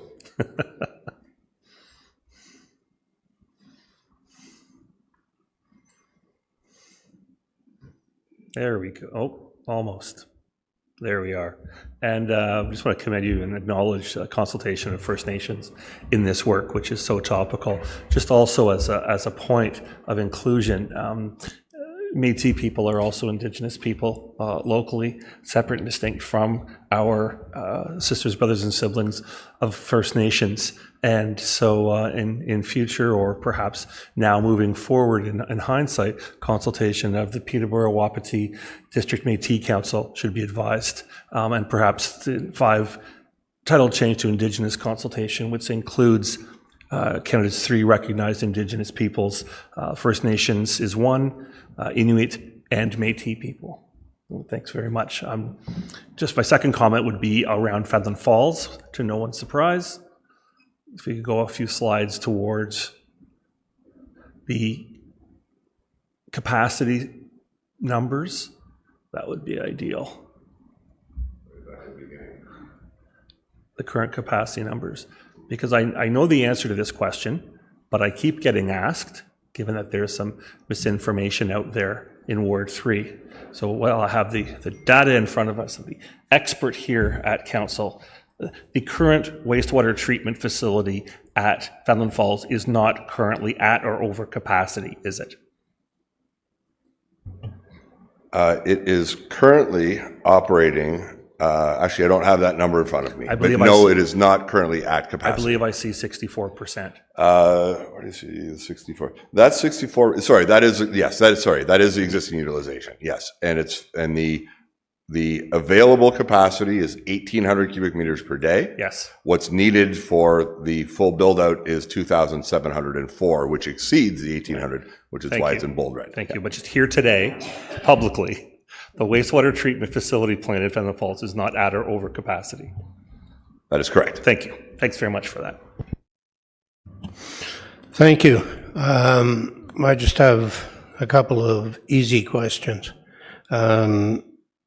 You said that you expected Lindsay to triple in size. I'm assuming that's the 2051 date and not the 2031 date. Yes, that is correct. And again, full build out, which could take longer than 2051. Sure. Thank you. Now, we talked about, new things that may come forward. When, as you said just recently, we probably are exceeding the amount of water per person that we base calculations on. If you based your calculations on low flow appliances, would it make an appreciable difference?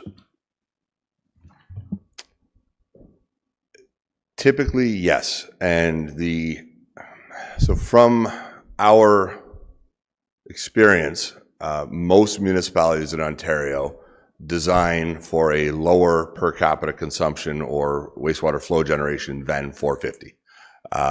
Many municipalities are down in the 350, even as low as 300 liters per person. And would using low flow go even lower than that, or is that taking that into consideration? That generally takes that into consideration. The 450 number is an old historical number from the Ministry of Environment back from the 1980s. And, with the advent of low flow fixtures, education about water conservation, the cost of water going up, we have seen a declining trend, and many municipalities have settled in that 300 to 360 range. And we don't know what new technology will come along with things like recirculation and whatever else that may mitigate against the type of increases that we're looking at. That is correct. There has been conceptually, 3 pipe systems in homes where, gently used wastewater could be recycled for lawn watering or elements like that. We aren't typically seeing it, certainly not in single-family residential development. I know that there is some interest in that type of an approach in larger scale condominium developments, but it's not something that we can yet rely on as an additional means of reducing the overall demands from treatment plants or to sewage treatment plants. Thanks very much. And thank you for coming today. Thank you all for the work you've done on this presentation, and look forward to the final report. We have a mover and seconder to receive. All in favor? And that's passed. Have a great day. Great Christmas. Okay, folks, we'll do the last presentation and then we'll take a break. Is that okay? Okay. Our next presentation is the Transportation Master Plan, and it's our good friend, Mr. Joseph Kelly, Traffic Management Supervisor, and Castle Prince from PMT, Senior Transportation Traffic Engineer, Aegis Group. And we have Mr. Farquhar, whenever you're ready. Thank you, Mr. Mayor. Good afternoon. Through you to council. I'd just like to give just a quick overview and introduction to the project manager. This study that's before you today is the Transportation Master Plan. It is an update to the city's 2012 master plan that was adopted. This process began in the fall of 2023 with the city's consultant, McIntosh Perry, who eventually changed to the Aegis Group. The Transportation Master Plan, or TMP, is a guiding document that sets a long-term vision for multimodal transportation throughout the city.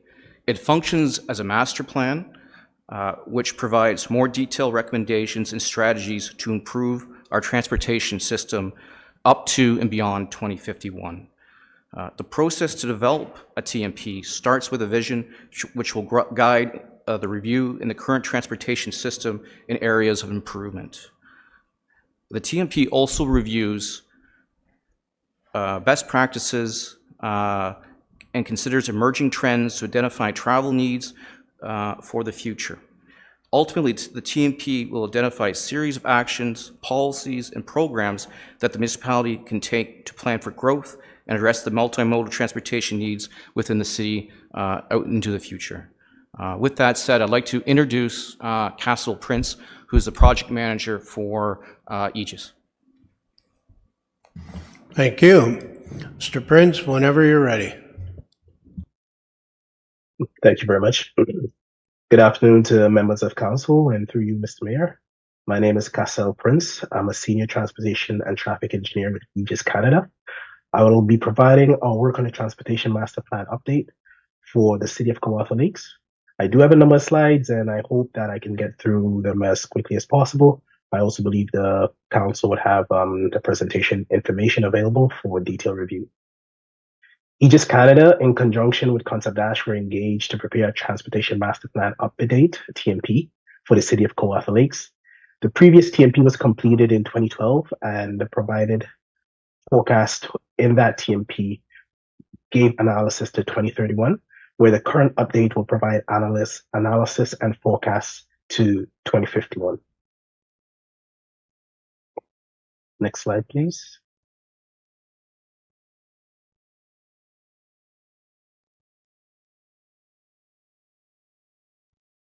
As an overview, Kawartha Lakes, if we can just go back one slide, thank you. As an overview, Kawartha Lakes is a single-tier municipality in the Northeast GTA and has an area of just over 3,000 square kilometers and a population density of just over 26 people per square kilometer. Further growth management strategy, which was used as the initial document with regard to forecasting for the TMP. The city's population is forecasted to grow from approximately 80,000 people to 130,000, with just over 40,000 jobs by 2051. The TMP's vision is to provide a transportation network that is inclusive, sustainable, barrier-free, and multimodal. The aim of the TMP is to enhance mobility, accessibility for all residents and visitors via an integrated transportation system that meets the needs of the growing population, in addition to providing a connected multimodal network through to the year 2051. Next slide, please. Here we have the process that was followed as part of this study. The study implemented phase 1 and phase 2 of the EA process. Currently, we're nearing the end of phase 2 with preferred solutions and refining analysis and recommendations. Next slide, please. The study process itself was conducted in 3 phases: an existing conditions assessment, identification of alternatives and solutions, and documentation and finalization. Currently, the team is working on finalizing and refining analysis and preparing the TMP document. As part of the study itself, we've just recently completed our public engagement session 2. So as for the study, the team engaged in 2 engagement sessions. The first was held in October of 2023 in Fennel Falls and Lindsay, and the second session was in November of 2024, again in Fennel Falls and Lindsay. As part of the study, the TMP looks at 3 horizons: a short-term horizon, which is a 2028, medium-term horizon 2038, and a long-term horizon of 2051. Next slide, please. As part of the analysis, the studies focused on 4 key urban areas, namely Lindsay, Botcajan, Fennel Falls, and Omini. And we focused on key corridors and intersections within these areas. Here, we're just displaying the information used to summarize the analysis. Analysis was summarized from level of service A to a level of service F, and this provides the parameters for that characterization. Next slide, please. Our Lindsay network was slightly large for the presentation, so we split it over 2 slides. So here we have the west portion of Lindsay and the intersections assessed. We'll see that overall we have a number of intersections operating with reasonably good characteristics, predominantly level of service A and level of service B. Next slide, please. On the east side of Lindsay, again, we continue to see the majority of intersections operating with level of service A to C. Existing conditions analysis was also conducted for the other areas. Please go to the next slide. So here we have Botcajan, and again, predominantly we have good operational characteristics for existing conditions. Next slide. Similarly for Fennel Falls, all our intersections seem to have good operational characteristics for the peak hour condition. And next slide. Going to Omini, we had 4 intersections that we focused on, 2 of which had a level of service A, 2 of which had a level of service C. Next slide, please.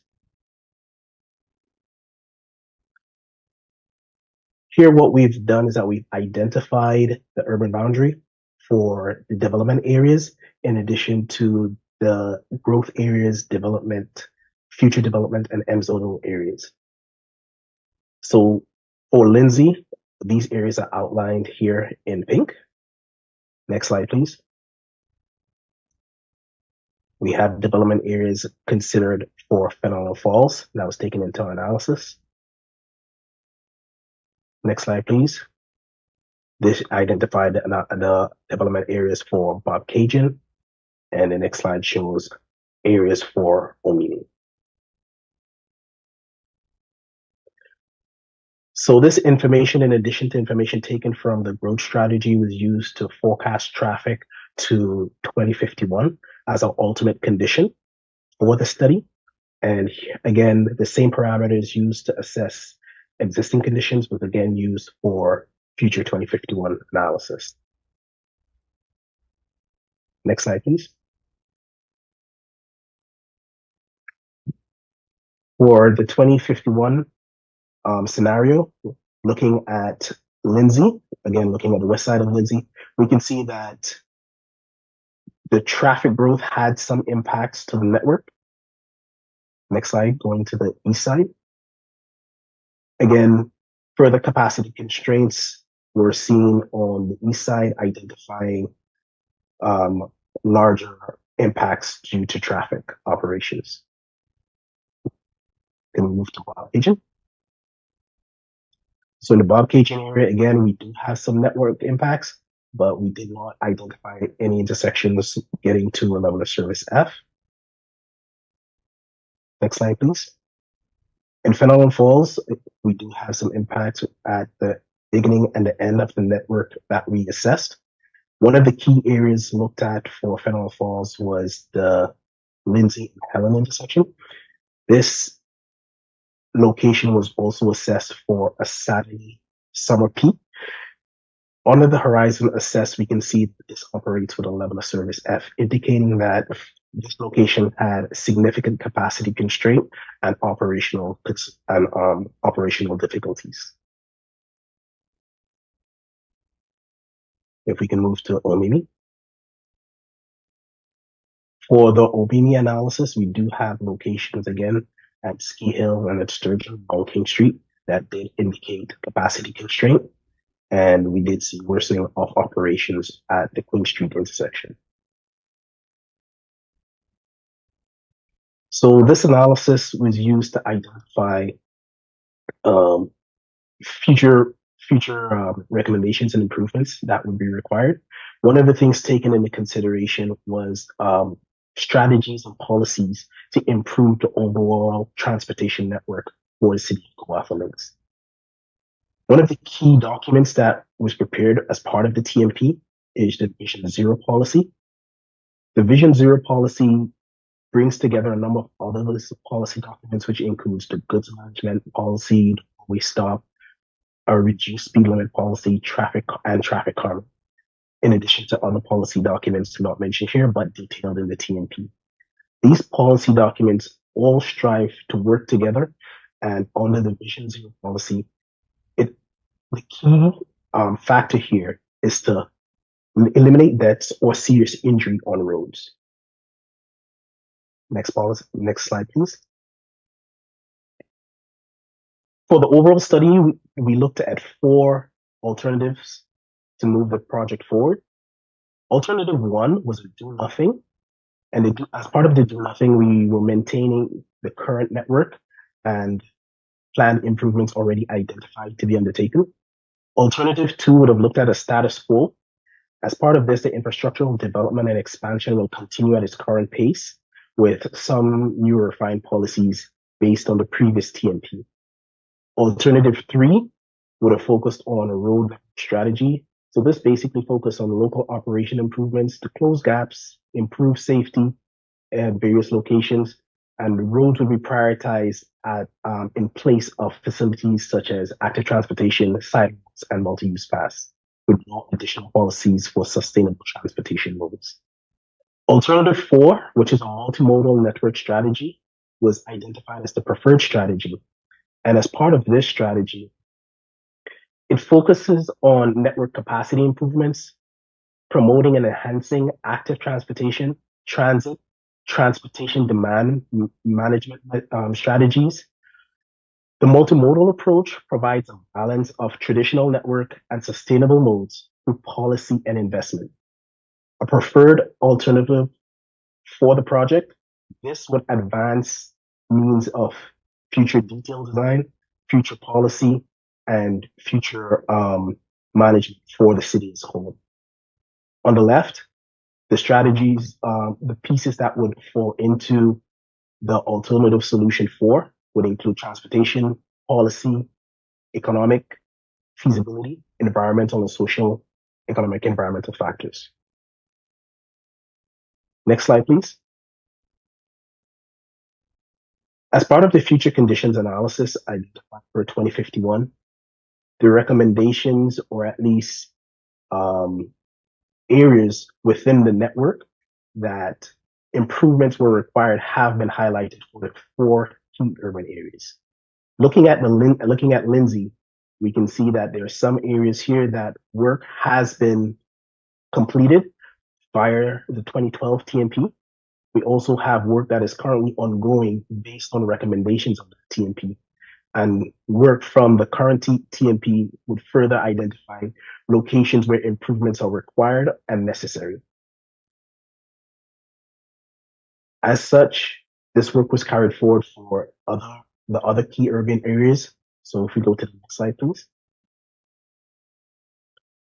We can see here for Bob Cajun that we have a number of intersections that have been identified for update. And we have the West Street corridor also identified as a key area of interest. If we can go to the next slide. So for the Fennel Falls area, we did identify as part of the 2051 analysis that summer peak period analysis that indicated significant capacity constraints. So that is taken into consideration with ongoing work as it relates to the Lindsay Street corridor. As we can see, intersection with Helen Street is identified for need update.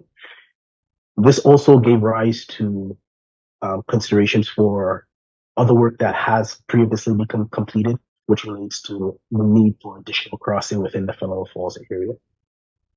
We can go to the next slide, please.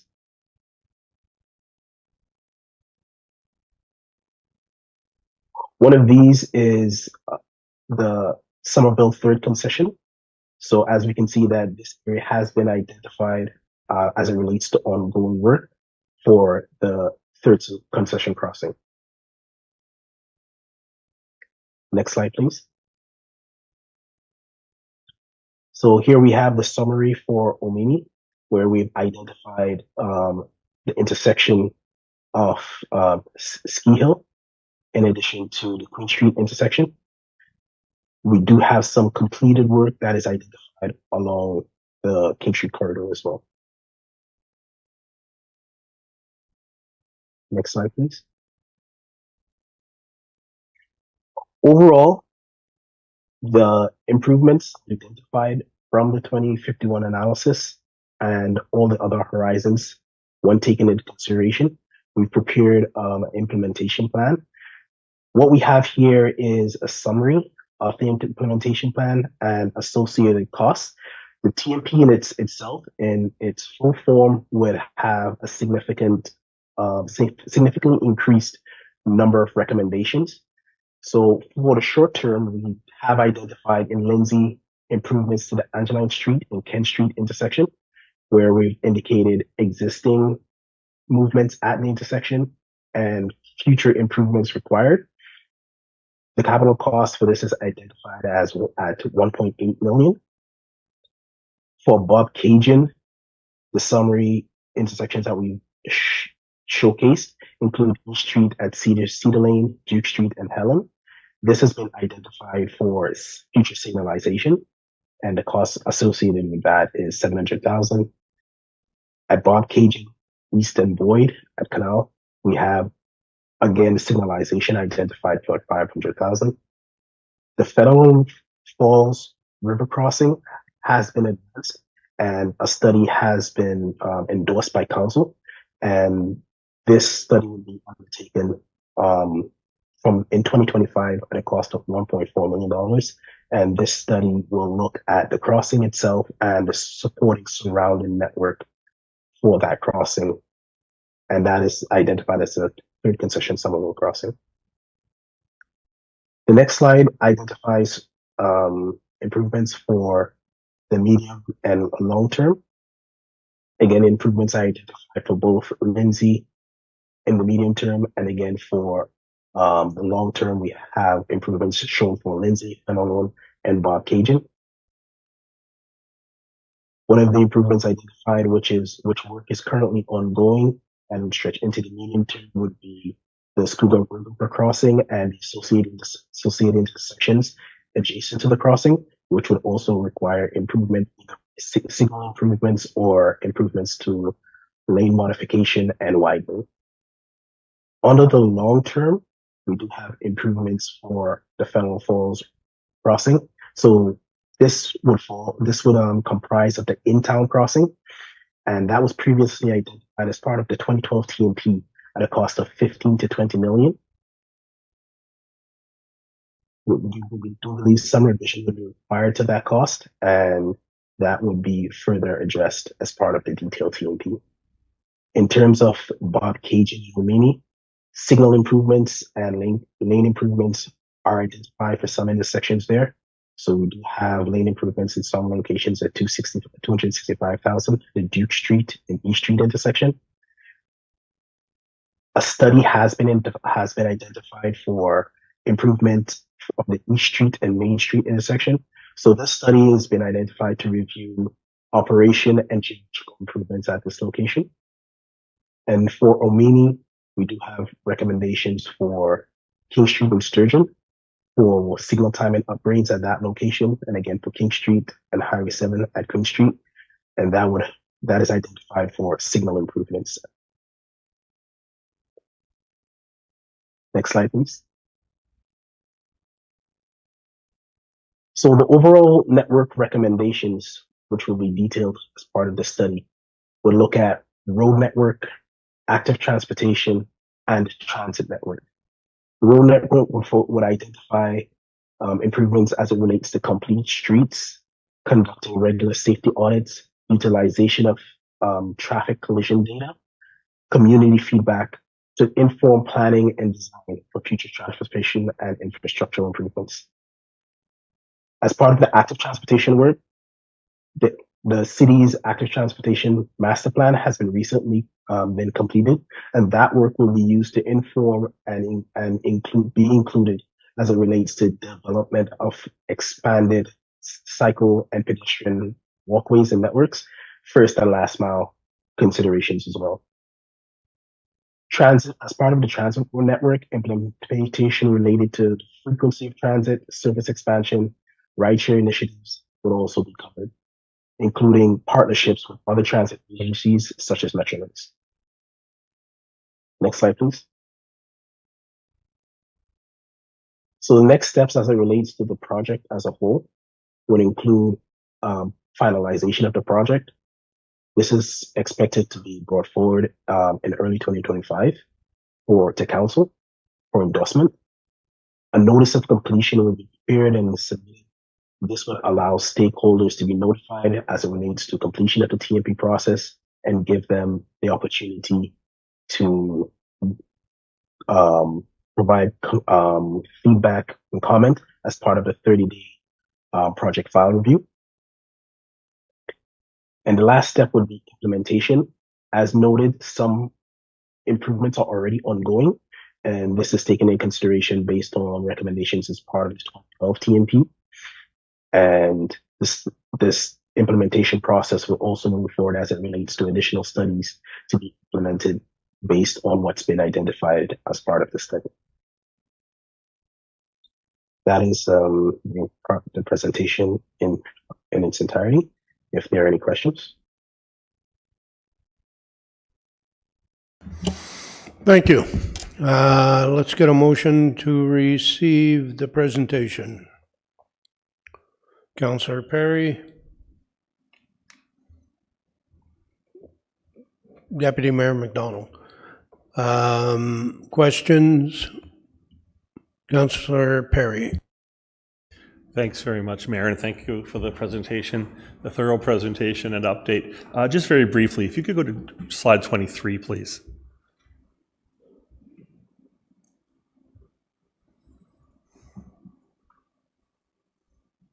Thank you. And just to confirm that these projections for traffic along Lindsay Street and Colborne Street, again, Colborne and Lindsay Streets in Fenelon Falls, the reports and data show them as a high level of transit traffic, as a south-north and north-south link for commuters and transit within Kawartha Lakes.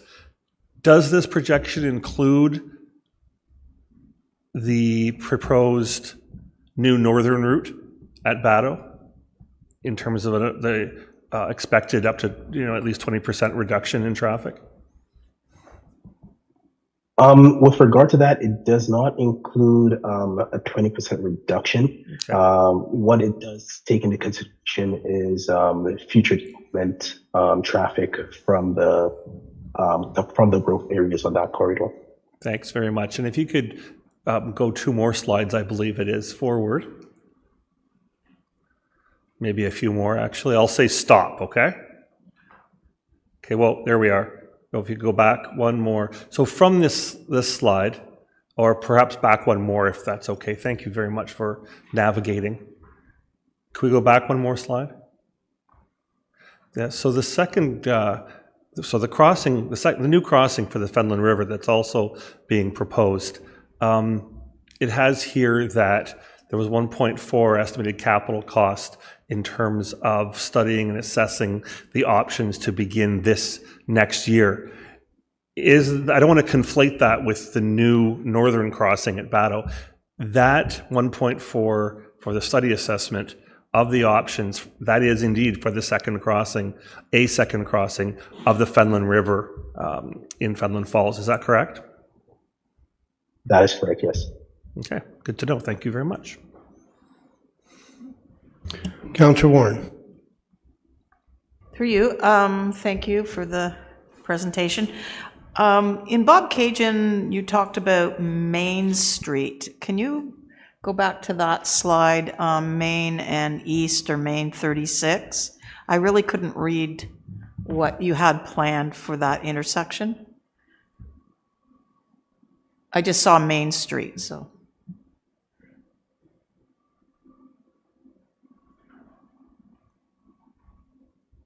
If we can bring that up. So are we talking about the graphic or the implementation plan? Yeah, so right now it's an always stop. So was there any, like to put a full stop, stoplights in there, or, I'm sorry, I can't see that all that well. Right, so as part of the analysis, we assessed the intersection with its current configuration and intersection control, and identified that there are constraints at that location, and future analysis would be required or at least additional analysis to provide detailed recommendations for that intersection and the adjacent intersections.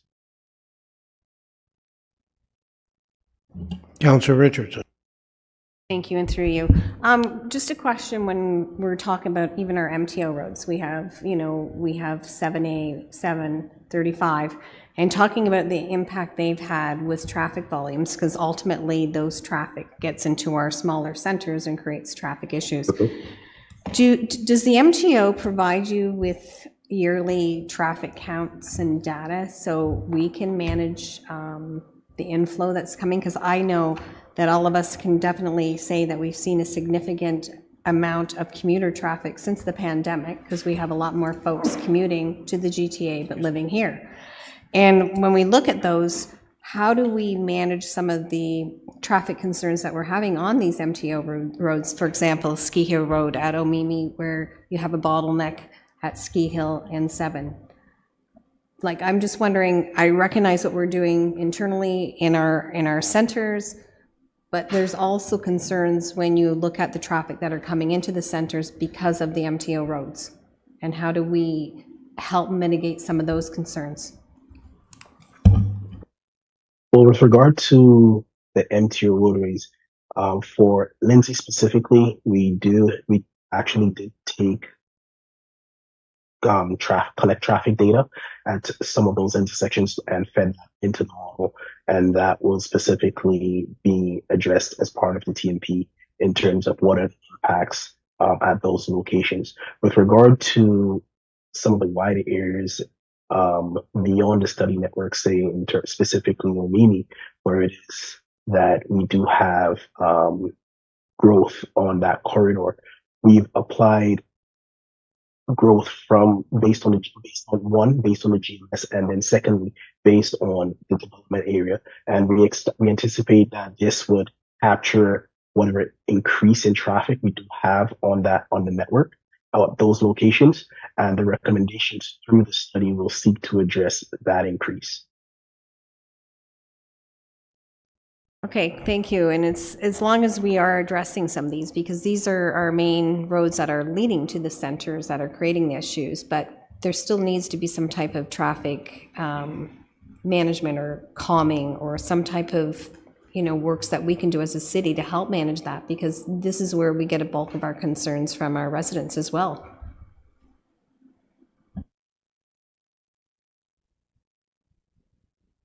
Probably you can't answer that, but I want it noted as a rural councillor, we do see this on a daily basis, and these are concerns that are brought to our attention constantly. Thank you. Councillor Ashmore. Thank you, Mr. Mayor, through you two, Deputy. I guess I could put it into one question. I don't really see a lot up there about rural transportation, not so much rural transit, but rural transportation. As an example, we have many communities that are 300, 400, 500 people, and they're not located in our major centers. Like, they want to be connected. Did you looking into partnering with Durham Transit? And I know we're trying to get Go Transit here, but what's the status on that? Have you? What are your thoughts on that? We need Go Transit. We need rural transportation, rural transit. Just wondering what your comments are on that, please. So as part of the study, we did identify the need for partnering with other transportation authorities, and that will be detailed within the study. We haven't specifically identified any new routes within the study.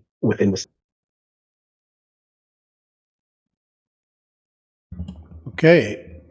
We have a motion to receive. Oh, Councillor Joyce. Unmute myself. Thank you, Mr. Mayor.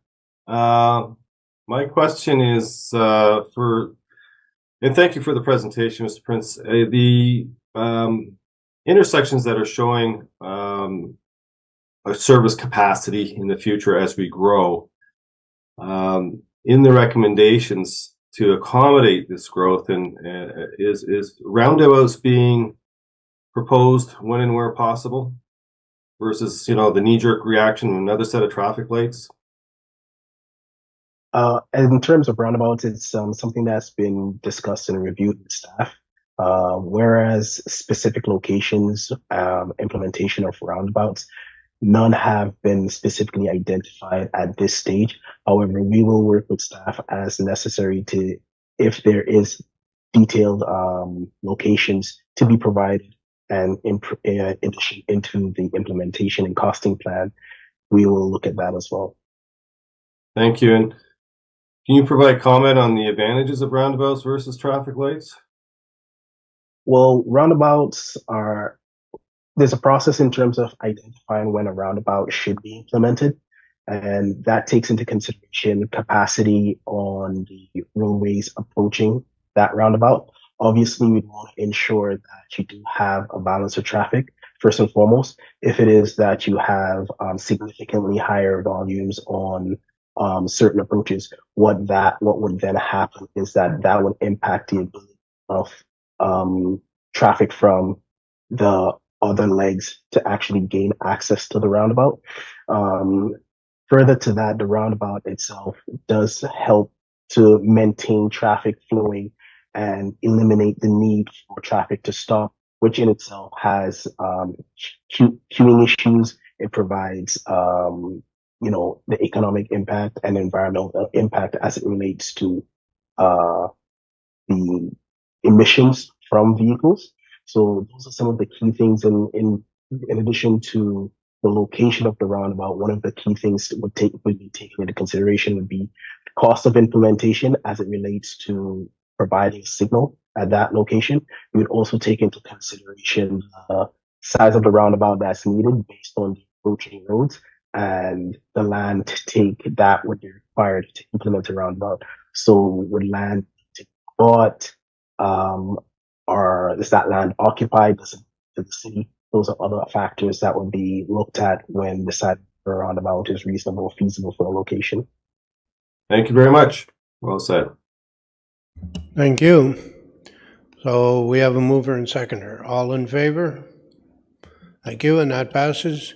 Thank you very much for your presentation today. Thank you, Michael and Joe, as well as Juan, and have a great Christmas. Okay, let's take till 3:30. Is that good?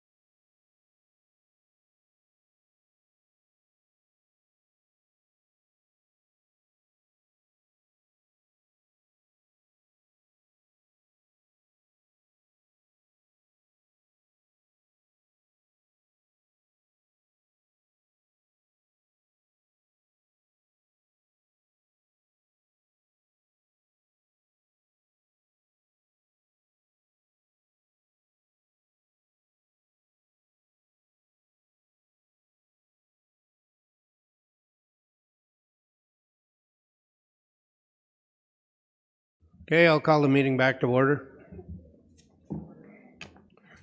Item 11 is the Planning Advisory Committee. I get a motion that the minutes of the Planning Advisory Committee meeting of November 27, 2024 be received and the recommendations included in section 11.3 of the agenda be adopted, save and accept item 11.3.8. Mover and seconder. Councillor Richardson, Deputy Mayor McDonald, all in favor? And that's passed. Councillor Ashmore, you had item 11.3.8, which is the update to the development application approvals process. Mr. Mayor, I spoke with Director Rojas and answered my questions for me, so I'll just move it as printed. Thank you very much. Is there a seconder? Councillor Richardson, all in favor? And that's passed.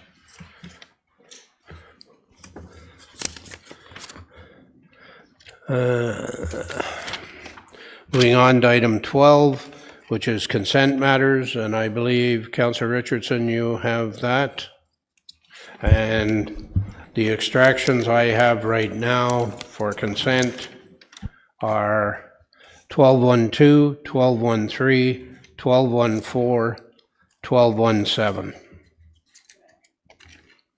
Thank you, and through you, Mayor. That moved by myself, seconded by Deputy Mayor McDonald, that all the proposed resolutions shown in section 12.1 of the agenda be approved and adopted by council in the order that they appear on the agenda and sequentially numbered, save and except for the following items: 12.1.2, 12.1.3, 12.1.4, and 12.1.7. Thank you. Councillor Ashmore, you have 12.1.2, which is the council policy. Pardon me? Oh, sorry. All in favor? And that's passed. Councillor Ashmore, you have 12.1.2, which is council policy review process.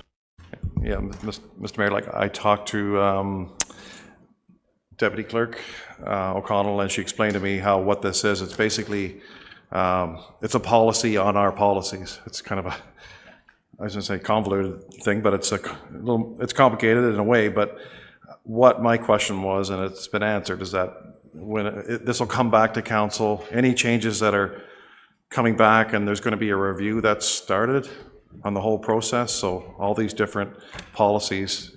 My question was, if they're going to be changed, will they be coming back to council for consultation? And the answer was yes. So I'm okay with it. Do you want to move it as printed?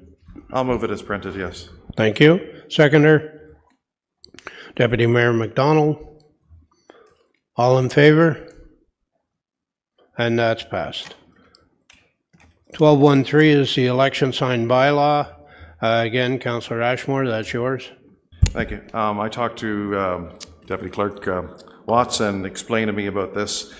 Basically, my question was the height, the minimum height, why it was being reduced and from 2 meters down to 1.5. But I was just questioning because, you know, there's other signs, not election signs, but there's signs that we have. For example, driving into Fountain Falls, I have no issue with the signs, but it's sort of like Interstate 75 when you're driving up there, you see all these signs, and they're wondering. I have nothing against the signs; they're fine. But why that we're shrinking the signs for election signs when some municipalities are actually larger signs? For example, the city of Guelph is, I think it's over 2.1 meters. That they allow, and we're going down to 1.5. So my thought was just to leave it as is at the 2 meters height level. So let's get a rationale why we moved it. We're suggesting moving it to 1.5. Deputy Clerk, would you care to comment? So the election sign bylaw was proposed for amendment with a group of staff, notably Public Works, Community Services, Municipal Law Enforcement, and ourselves, the clerk's office. When we were doing our fulsome review, the highway component was recommended for amendment, mostly due to the maximum sign height.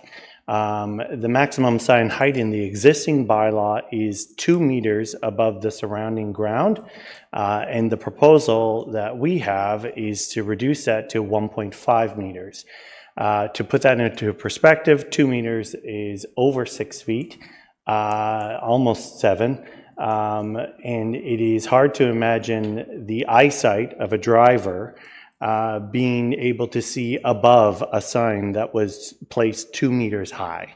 The commentary that we received from Public Works at that time would be that it would be much more appropriate to ensure that visibility was ensured on highway sign placement by lowering the maximum sign height. Now, we should be clear, there is no proposal in changing the size of the sign, being the maximum square footage of the sign being placed along the highway. It is just the height, so that it is not a visible impairment to drivers along the roads. And that's why it's been reduced from 2 meters to 1.5, which is still around 5 feet, still fairly high. For an election sign, the standard election sign wouldn't be any higher than 2.5 or 3 feet. Thank you. What's your wish, Councillor Ashmore? I wasn't sure if other members wanted to speak about it, but if not, I could just move it as I is. don't have anybody. Oh, Councillor Joyce. Go ahead, Councillor Joyce. Thank you, Mr. Mayor. And through you, I think Councillor Ashmore has a point. And just, you're driving along, there's a sign off to the side of the road. My sight line, I'm looking down the road, not off to the side, looking at the wildlife. So where does the sign height become an issue? Probably at corners. All right then. So shouldn't this be amended to sign heights at, within certain meters of a corner? Does it have to be right across the board? Well, then I think we get into the issue of who's going to police that and what are we going to do about it? Are we going to pull the signs? And then, I think that we're not reducing the square footage of the sign. We're only talking about the height.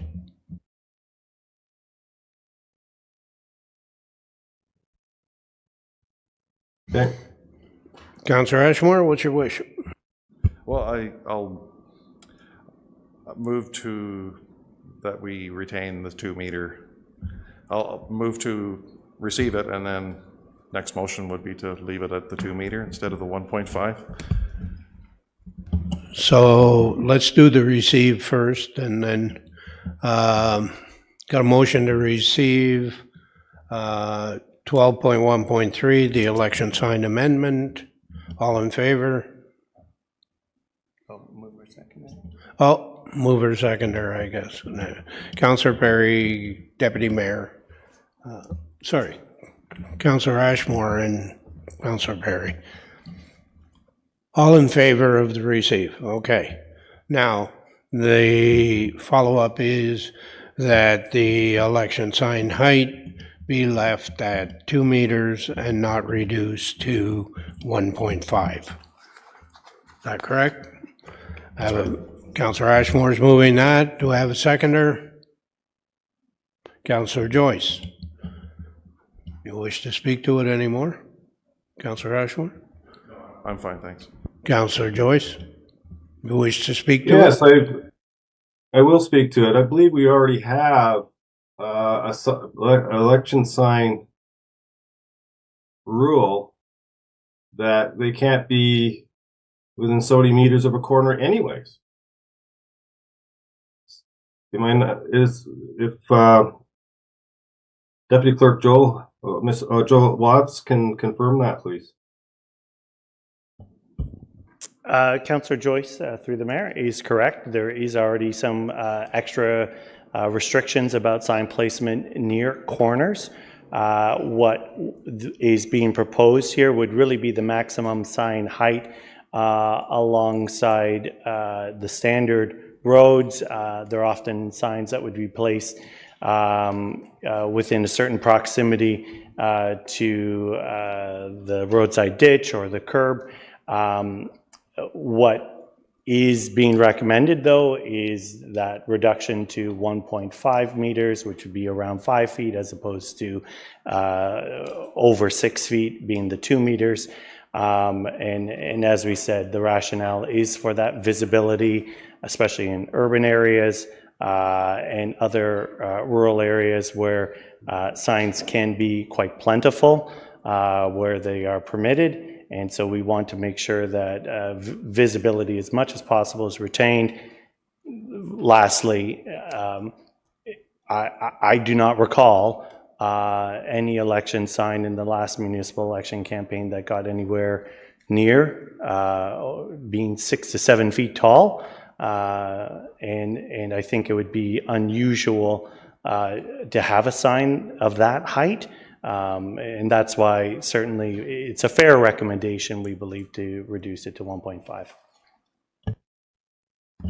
All right, I'm not going to make a big amount of hay about it, but I think we've already got a rule, it can't be near corners, and you're saying the height is because of signs too near corners for sight lines. It's just, to me, it's getting a bit ridiculous, but whatever. Okay. Anybody else want to weigh in? No? No? Okay, all in favor? And that's passed.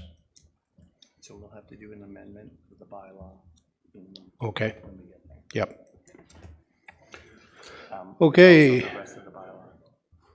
We'll need a motion for the rest of the bylaw. Can I have a motion on the rest of the bylaw as printed? Councillor Richardson, seconder, Councillor Perry.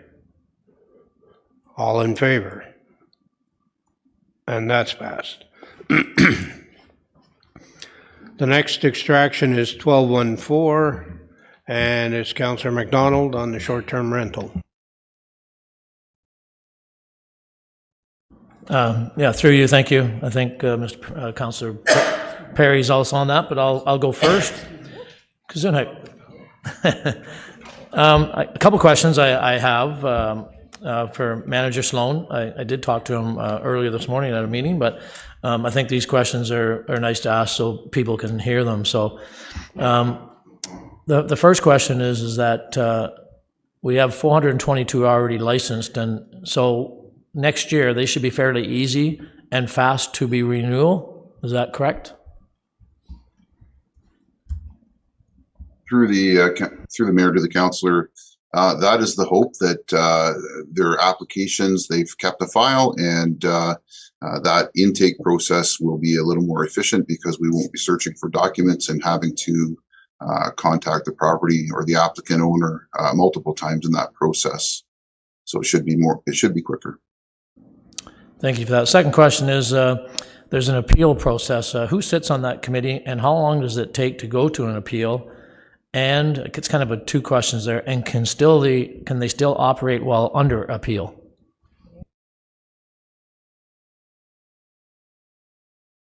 Through the mayor to the councillor. So the Municipal Bylaw Appeals Committee are appointed councillors for the term of council. I believe if you want me to name them, it's Councillor Ashmore, Councillor Richardson, and Councillor Joyce sitting presently.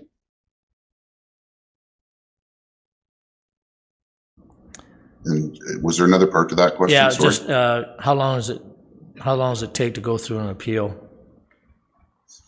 The appeals typically take about a month to schedule because we are working around multiple calendars, and but we try to get the appeals in place fairly quickly. The other half of that question was, can they operate during the appeal? If they've been denied their license, then they shouldn't be operating. Okay, that answers that. Thank you. And if they do operate, I guess they'll be dealt with accordingly. My other question I have is that have any have gone to court, and what happens if they still rent after? Well, for my first question is, has any gone to court already? Yes, we have some charges before the courts currently, and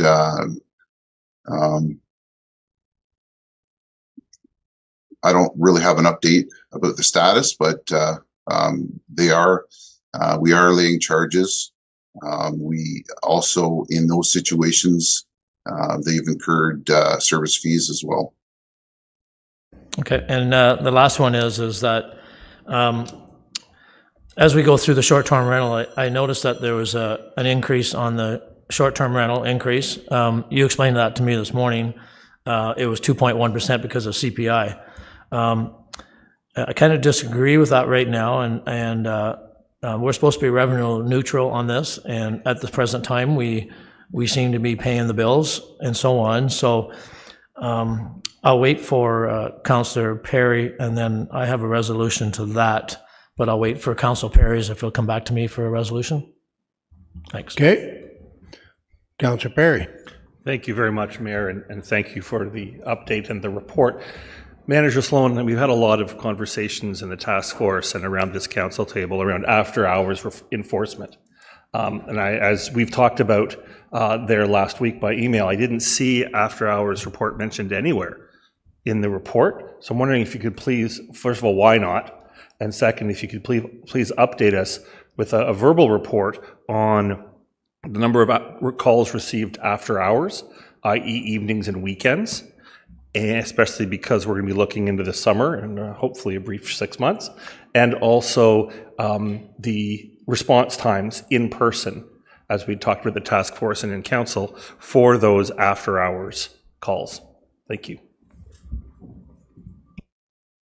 Sure, thank you for that. And that's a great question. So through the mayor to the councillor, so generally speaking, we had the overnight shifts occur between the May long weekend and Thanksgiving long weekend. During that time, we received 15 after hours phone calls or reports through the vendor. During that time, we had 433 complaints through all of the systems reporting. At that time, over those long weekends, outside of the overnight complaints, we had officers respond to and patrol 62 properties. So I think that answers the question. It's helpful, thank you, but I'm just curious in terms of when you say you had 62 people respond, was that after hours, and was that the same day that the after hours complaint was received? In terms of, as we've talked about at the task force and here at council, and a same day, real time, in-person response capacity for those 15 after hours calls. Yeah, so through the mayor to the councillor. So yes, we received 15 complaints over the course of the total of the long weekends this year. And of those 15 complaints, officers also, in addition to those, visited 62 properties on the long weekends. So we had a rolling kind of patrol area of problem properties that we were also investigating. So we were able to respond to the 15 complaints that came through the vendor in the after hours line and respond to other addresses as well, or other issues as well. Fantastic, thank you. And just a closing question, if I could, Mayor. So for those 15 after hours complaints, taking out the 62 properties patrolled, which sounds great too, are you saying that those 15 after hours complaints over those 2 long weekends were responded to the same day? by in-person visits from your department? Through the mayor to the councillor, the short answer is yes. The officers either respond during that shift or the next shift on the following day. And I guess that then is like information I would like to see brought out is how many were same day in person and how many residents who complained had to wait an additional day before they saw a bylaw officer on site during those peak periods, albeit after hours. Thank you. Well, I think what he's saying is if it was 1 o'clock in the morning, they may not have got there at 1 o'clock in the morning, but they may have got there at 9 o'clock in the morning, which is still the same day. Thank you, Mayor. It's just that this has been such a topical issue in Ward 3 and other wards, especially after hours response times. I'd like to see it broken out in writing in the next report. Thank you. Thank you. Councillor Richards. Thank you, and through you, Mayor.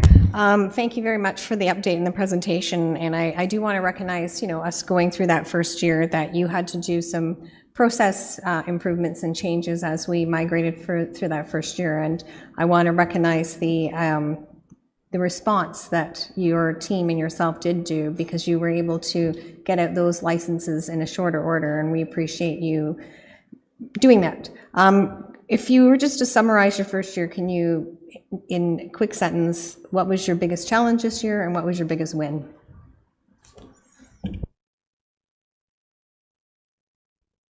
Through to the mayor to the councillor, nothing like putting me on the seat here. So it's a good question to ask.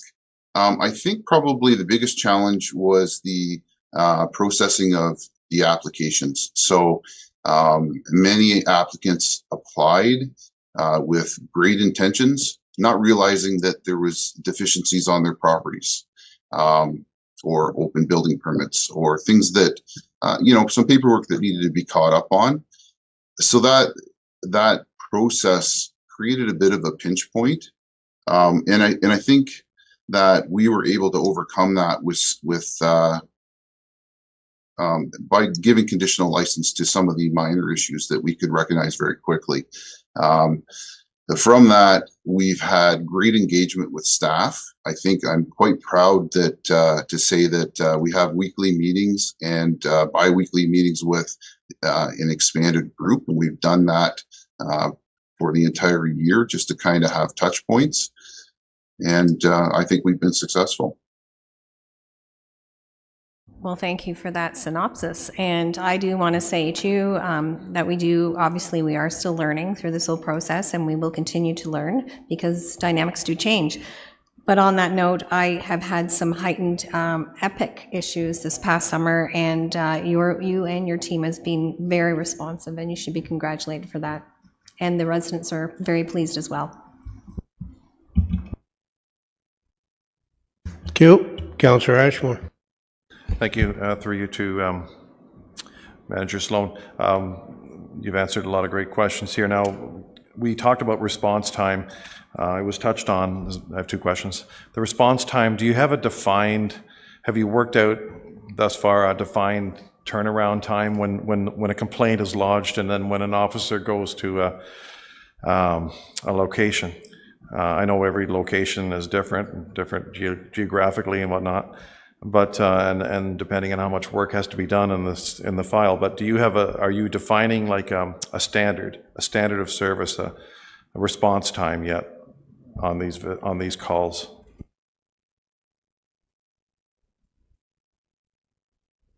Through the mayor to the councillor. So generally speaking, we are looking at response times, and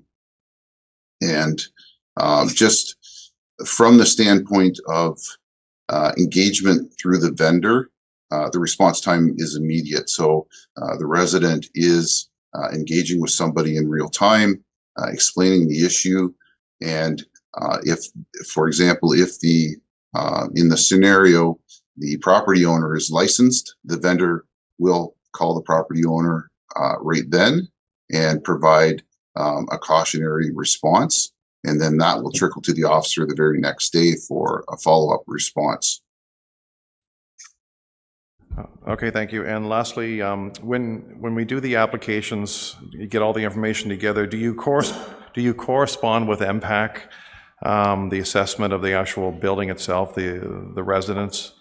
Do you cross-reference that when you're putting these applications together to make sure that everything's all accurate in the applications as far as bedrooms and things like that and size of house and the like? Through the mayor to the councillor, that's a great question. So the short answer is yes. We do assessments and examine the application very closely. And again, I've mentioned pinch points. Well, that is one of the pinch points. Somebody will ask for a very high occupancy, 16 people will say, for a 4-bedroom house, and the math doesn't quite work. So it triggers a little more detailed fact checking. So some of that information is drawn also from the MPAC records. So, but MPAC, just to be clear, does their own separate assessment from the work that we're doing. Okay, thank you. Councillor Joyce. Thank you, Mr. Mayor, and through you, and thank you, Manager Sloan. Appreciate the report, and I know it's been with a brand new program of this complexity, it's not easy, and I think the successes we've had are to be celebrated, and good work. I've got 3 things here. One is, when the task force got together and we analyzed the fees and we wanted to make this revenue neutral so that the fees paid for the extra bylaw work that was required to make this work. And that's working. What we did not anticipate is that the program functions with assistance from staff in the building and septic division, planning, fire prevention services, communications, economic development, information technology. This program has added work to these staff members. Do we have a sense of how much that's costing us?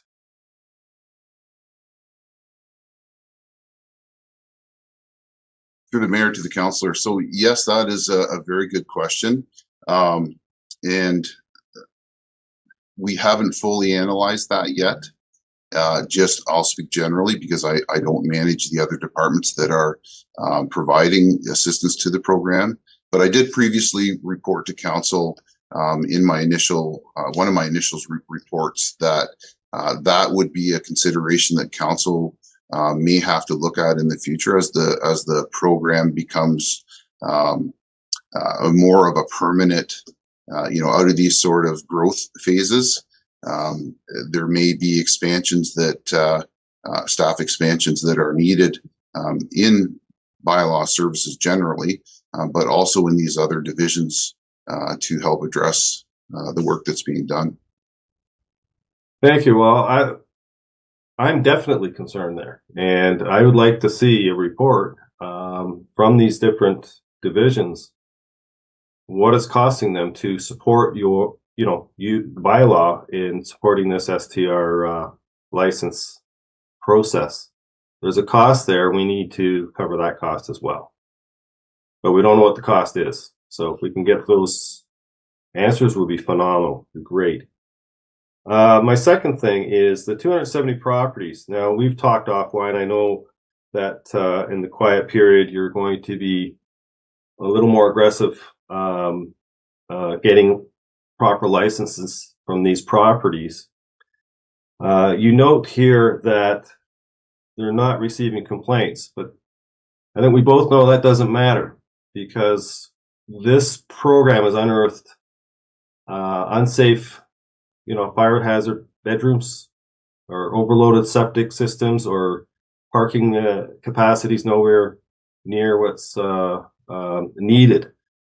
So just want to say that, yeah, we got to, continue down that path, and because we have to uncover, I'm mostly really concerned about unsafe bedrooms, and we need to find out those 270 properties. I'm sure there's a few in there, so we have to uncover and get on top of. The third thing is just just a comment. I have in my Ward 4 had two very serious STR problems. I mean, I have more than two, but two that were over the top. And this license has worked with one of them, where the owner is bending over backwards now, vetting their guests, making sure that they cooperate and behave and are good neighbors. So it's just a clear example where this has been a real benefit. The other STR we both know is still a problem, so we're working on that. Thank you. That's all I have. Thank you. Councillor Warren. Forgive me if this was asked, but I'm wondering about how much OPP was used, because mostly it's on weekends and at night. So that's a question. How much have you relied on OPP going out to some of these difficult STRs? Well, that's a great question. Thank you. Through the mayor to the councillor. So initially, for the first about three long weekends, the OPP were reporting to us their responses on basically Monday morning. I would receive an email. The response rate was very low, or the need, I think, was very low in the grand scheme of the work that they provide to the municipality. And the messaging out has always been, to any complainants that we engage with, if there are issues that are outside of the realm of bylaw enforcement and more into that police realm, we encourage them to contact the police. So, but out of the 15 properties that we've identified directly, there was very few that were reported back to the OPP. So I think it was probably 3 or 4. Thank you. Thank you. Councillor Perry. Thank you, Mayor. And speaking for a second time, I recognize, but I just wanted to build off of Councillor Richardson's comment in that I was out knocking on some doors a couple weekends ago in part of Ward 3, and there was a house known, shall we say, for STRs. I talked to the neighbors, and they said since the licensing program and bylaw has been on site, it's been a completely different situation, and things are quote unquote really fine now. So I wanted to make sure I offered those comments and illustrations, as well as the kudos that go with them. Thank you. Thank you. And back to the Deputy Mayor for his motion. Yeah, thank you, through you. Yeah, I'd like to put forward a resolution to remove the CPI at 2.1 and keep the rate same as the 2024. And if I get a second, I'd just like to speak about it for a minute.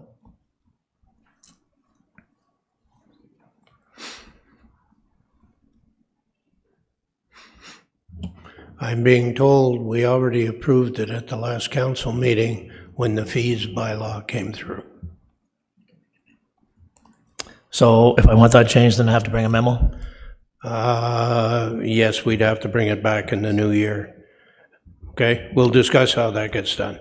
Okay, thank you. Okay. Go ahead. Mayor, thank you. Just a informational point of order. Given my request to have the statistics broken down on after-hours calls included in the next report, do I need to make a motion and have the weight of council behind that? Or has that message been received and will be included in the report when it comes back next time?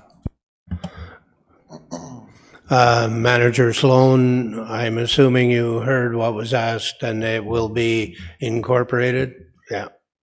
You're getting a nod. Yes, that's correct. Yep. Okay. Thank you, Mayor. I just want to be procedurally correct on adding and inputting into staff reports and work. Thank you. Thank you. So I need a motion to receive the report on short-term rentals. Deputy Mayor and Councillor Richardson. All in favor? And that's passed. Thank you. Last item on extractions is 1217, single source for prime BPM process management. Councillor Richardson. Thank you, and through you, I'm moving it as printed. I just have a follow-up, if I could. Go ahead. That request to have a presentation to council showing how the BPM program works in sometime in 2025. Is there a seconder?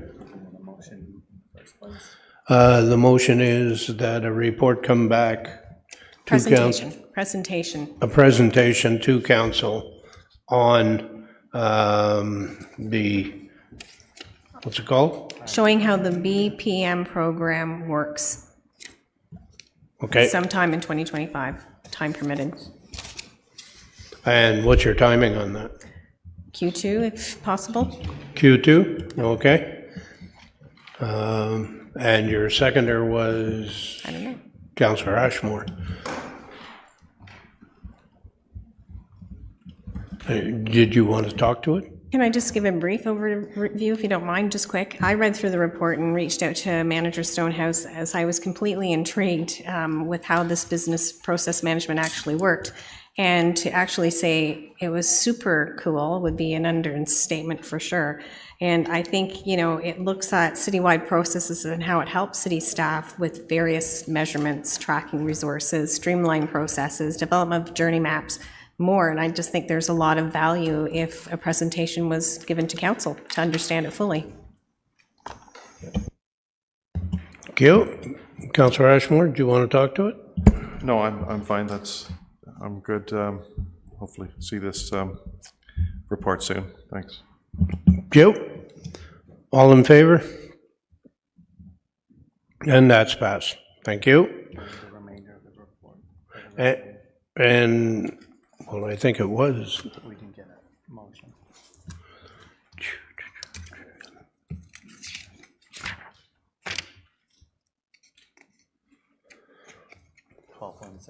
Yeah.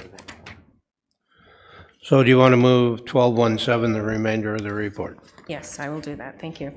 Thank you. Seconder, Councillor Ashmore, you want to second that? Yes, please. Okay. All in favor? And that's passed. Okay, moving on to items extracted from consent is 1221, which is blue box transition options for non-eligible sources. What is your wish? That's done. Mayor? Councillor Warren. Yeah, I extracted that. It doesn't need extracting, it's already extracted. Oh, okay, I'm sorry. Okay, I thought, okay, it said 12, so, anyway, I will move the recommendation, but I have a follow-up. Can we know what your follow-up is? Yeah, within the report, it says that staff would write a letter to the minister, and I'm suggesting that it would be better to have the mayor and council. So I'm making a motion that the mayor and council write a letter to the Minister of Environment, Conservation and Parks, advocating for the collection and processing of blue box recycling items from non-eligible sources to be funded wholly by the producers, and that this letter be circulated to AMO and municipalities in Ontario. Thank you. Okay, so you're moving the motion as printed, and you have a follow-up. Is there a seconder to that motion?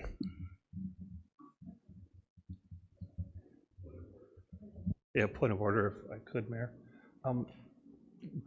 There's a lot in this report, and I'm just wondering,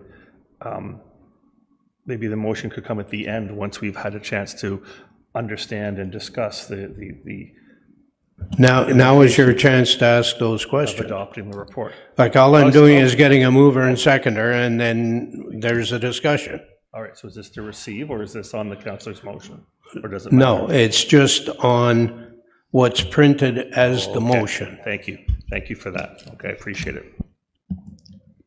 Okay? Is there a seconder to Councillor Warren's motion? Yeah, sure, I'll second it for discussion. Okay, so Councillor Joyce has seconded. Councillor Warren, you want to speak to it? Yeah, just briefly, this is a reduction in service for small businesses and not-for-profits, and we're kind of at a crossroads. It's going to cost over $700,000 if we do move forward in 2026 to collect that. So we have a year. Hopefully there'll be other municipalities that join along with this and do some pushback. Yeah, so I just think that this is a step, and we have a year. Thank you. Councillor Joyce, you want to speak to it? Yes, most certainly. It's not fair to our businesses, especially the small businesses, to shoulder this cost. It's not fair to the taxpayer. If we were to absorb the cost, it probably they're quoting $750,000. We know that'll be $1 million by the time we get around there. And it's not fair to the environment. So yes, we have to push back to the province. It is so nonsensical. I really, and I hope to see a huge pushback from all municipalities. The province makes a common sense change here and make the non-eligible eligible before January 1, 2026. Thank you. Thank you. Deputy Mayor McDonald. Yeah, thank you, through you. I was at a BI meeting this morning, so this was brought up, but I find that this is really unfair for businesses and BIAs because commercial properties they pay more taxes than residential anyway. So with that question, and then if they're paying more taxes, they pay their taxes for that service. So does that mean that commercial properties their taxes would be lower because they pay more taxes than residential? So that's one thing that I'm concerned about. If you ever go downtown in Lindsay, and I'm sure the other small towns too, on recycling day, the whole street is full of it, and the cardboard is just a massive. So to take that away from them, I think that's very unfair. As you see, municipalities' decisions, there are a bunch of them that have decided not to do that. I am concerned of the $750,000, of course. We all will be concerned with that. I just don't understand why it's costing so much money for that. I'd really like to see a breakdown because we're doing it for $50,000 now, and now they're telling me that if you get another operator to do it, it's going to cost $750,000, which is just unbelievable. But anyway, I'm totally, like when you look at all the people that are going to be suffering from this, and I have it here in front of me here, and everybody's read this report, I know, but just so people know that, you're talking about industrial, commercial properties, BIAs, commercial farms, places of worship, daycares, campground, trailers, parks for temporary stay. I can't believe that that's only 700 people. I'd like to have a breakdown of that one too. So municipal buildings, here are facilities, nonprofit organizations, post-secondary institutions, public and private. I can't believe that's only 700. So I don't know where they're getting that number from, but I'd sure like to have a breakdown on that one too before I make a decision on this one. But I don't agree with this. I love the idea of sending a letter to the federal government opposing this, and hopefully we can work on that as the year comes. So, thank you. Councillor Richardson. I don't think it's getting any clearer for me, just so you know. When we're looking at this, clearly, we're moving forward as per the motion on the floor to say that we won't be moving forward with the non-eligible sources. So in essence, we have to find a contractor, or they have to find the contractor to pick up the slack. But my question is, once we get into 2026, how are we going to handle these when it comes to our location, and what efficiencies are we going to have exposed because of the processing and collection of these eligible and non-eligible sources, blue box materials?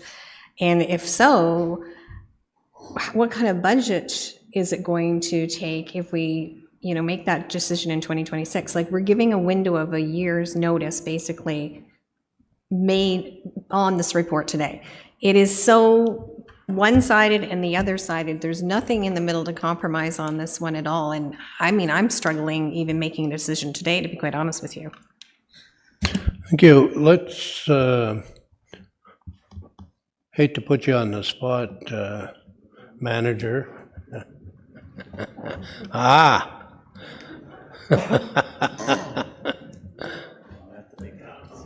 Here we go. Can you shed any light and clarity on this issue, particularly around the cost of $745,000 to do this program come the new year? Thank you. I'll just take a moment to introduce Heather. She's the new manager of solid waste. Brand new, right? So cut her some slack, all right? And I'll let her proceed with her answer. Through you, Mr. Mayor, I'm getting up to speed on some of these things, but my understanding is that the existing recycling program, the commercial materials are collected in conjunction with the residential material. So because it's all co-collected, the costs are less.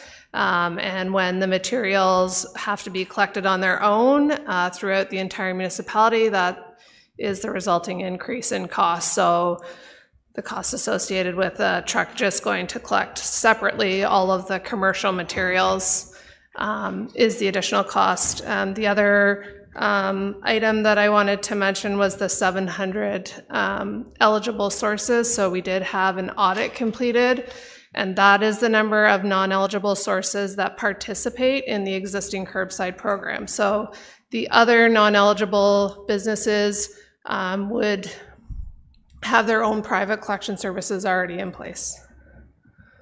I hope that answers some of the questions. I know there's a lot. Let's find out. Councillor Perry. I'm just going to defer back to Councillor Richardson. Do you have more questions during your turn? I do. Thank you, Councillor Perry.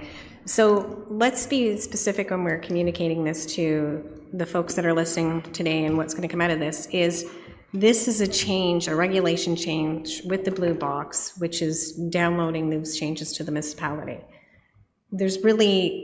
We're in the middle of making a decision, yes, we continue, or no, we don't, on that $750,000. Can you maybe even explain a little bit further, just based on what the province direction is, how you see it from your operational standpoint, how we are going to receive it, how it may cost us more again?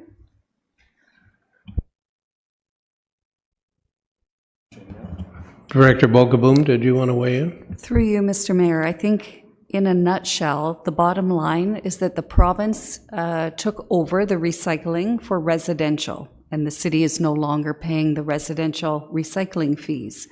They did not pick up the non-residential. So the city is left in our 2025 budget with an amount for the non-residential amount. This report is trying to determine what council would choose to do with the non-residential portion.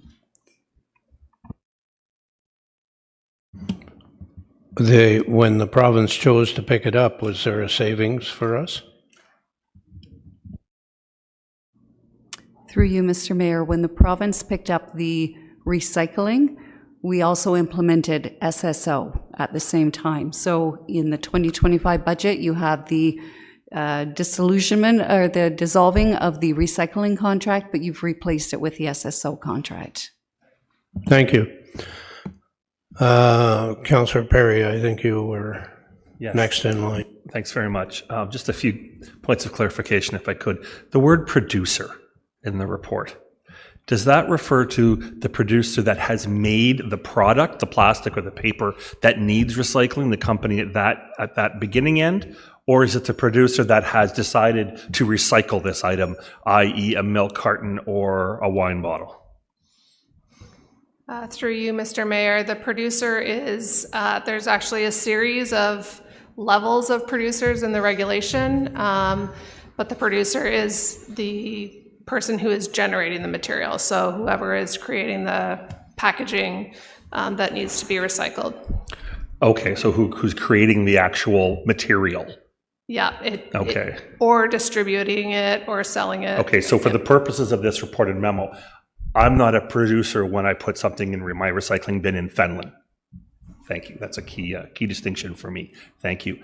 And also, again, for clarity, organizations, and thank you for that, Director Bukaboom, organizations as of 2026, entities, for example, that would no longer get pickup of their recycling would be the industrial commercial properties, as Deputy Member McDonald has mentioned, commercial farms, the places of worship, daycares, childcares, campgrounds, etc. listed, correct?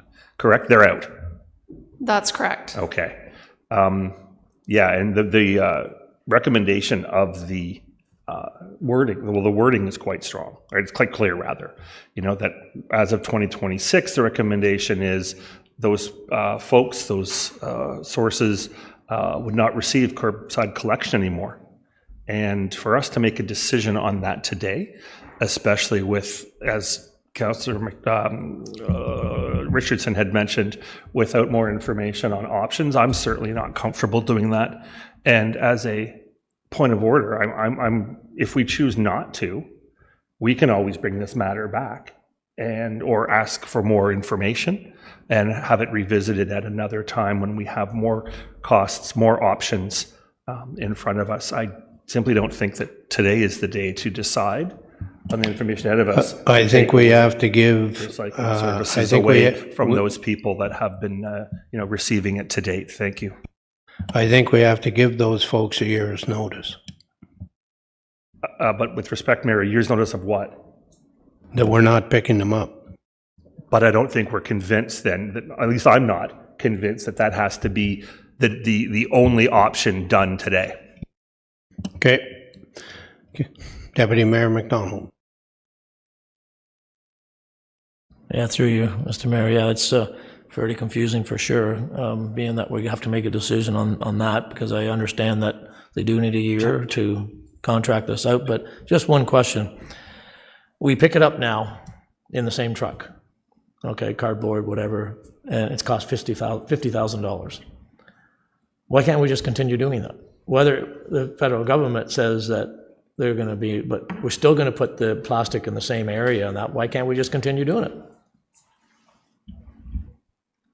Through you, Mr. Mayor. So the materials that are currently co-collected are under a transition agreement we have with the producers. So they're allowing us to co-collect the material until the end of 2025.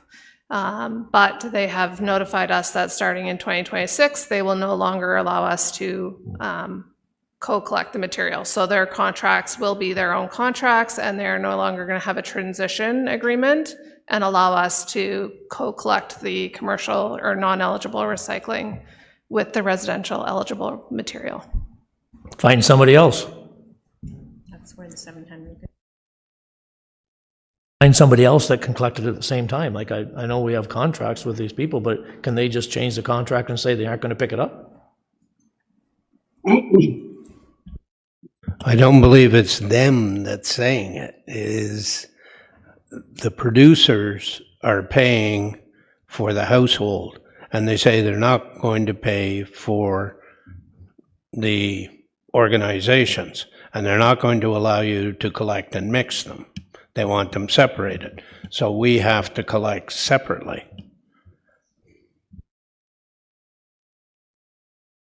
All right. Councillor Warren, did you want to sum up? Oh, Councillor Joyce. Sure. Councillor Joyce, yeah, go ahead, Councillor Joyce, and then I'll come back to you for sum up, Councillor Warren. Okay, just thought I'd help bring clarity to this. The law changed to producers' responsibility. The producers lobbied the Ontario government to at least let them off the hook for businesses, and they relented. So now we have non-eligible.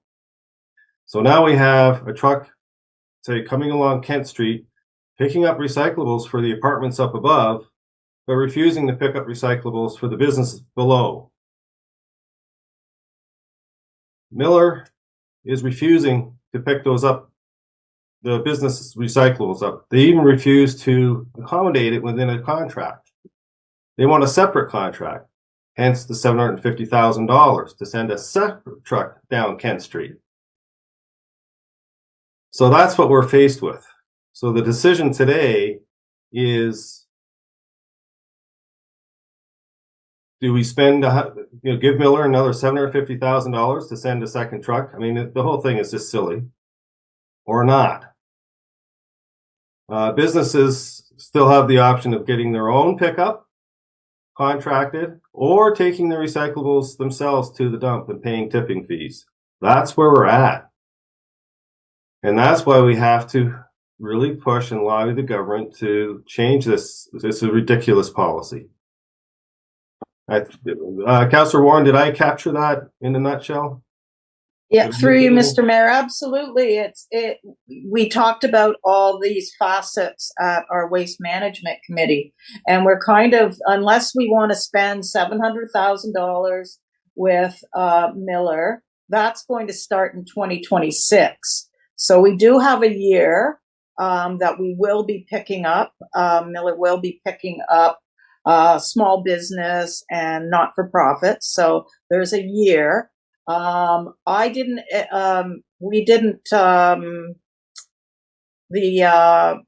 bylaw, I believe, piece has gone through. I'm not sure, but they're both linked.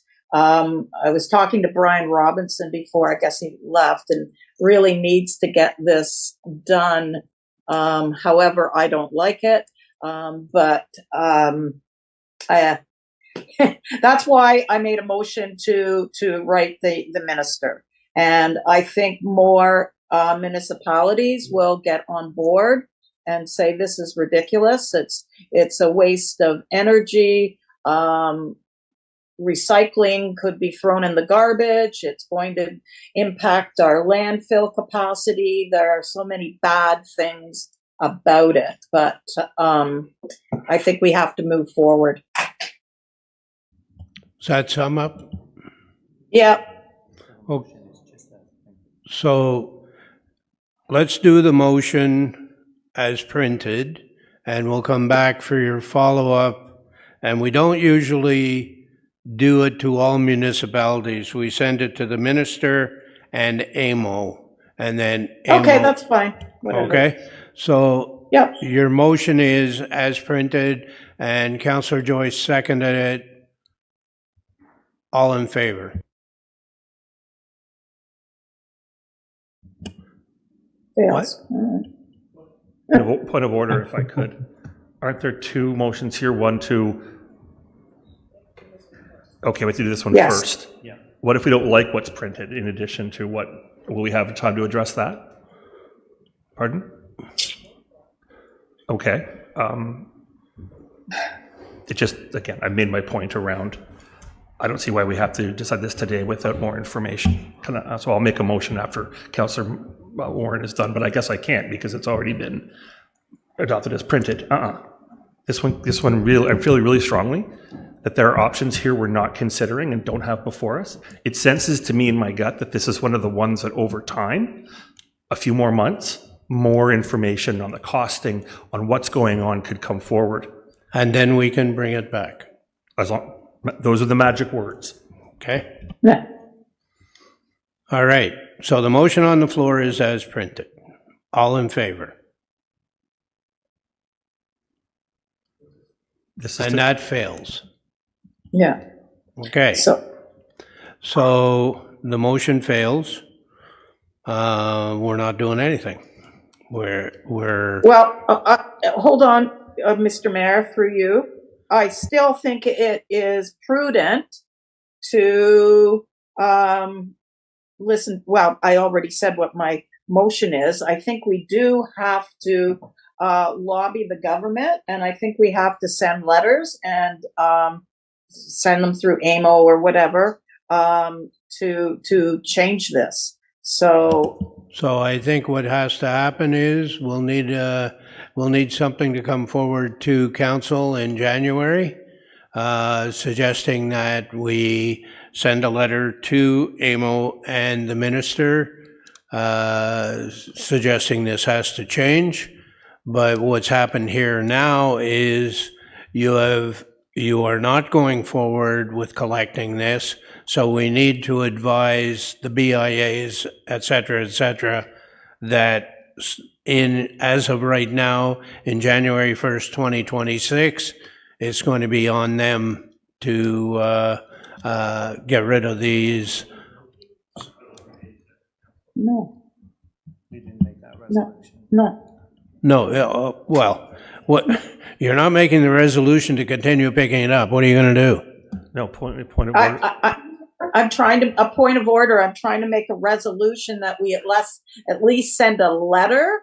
It doesn't really have to do with picking anything up. It's just a letter to the minister. And I said, yes, and we'll bring a resolution in January to do that. Okay, all right, whatever. I just thought it would be better now, but that's fine. If I could, Mayor, point of order. Okay, sorry.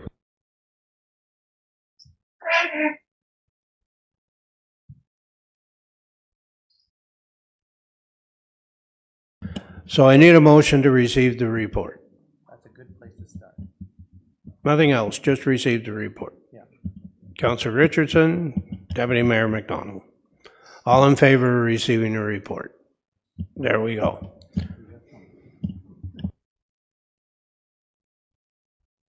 Kind of.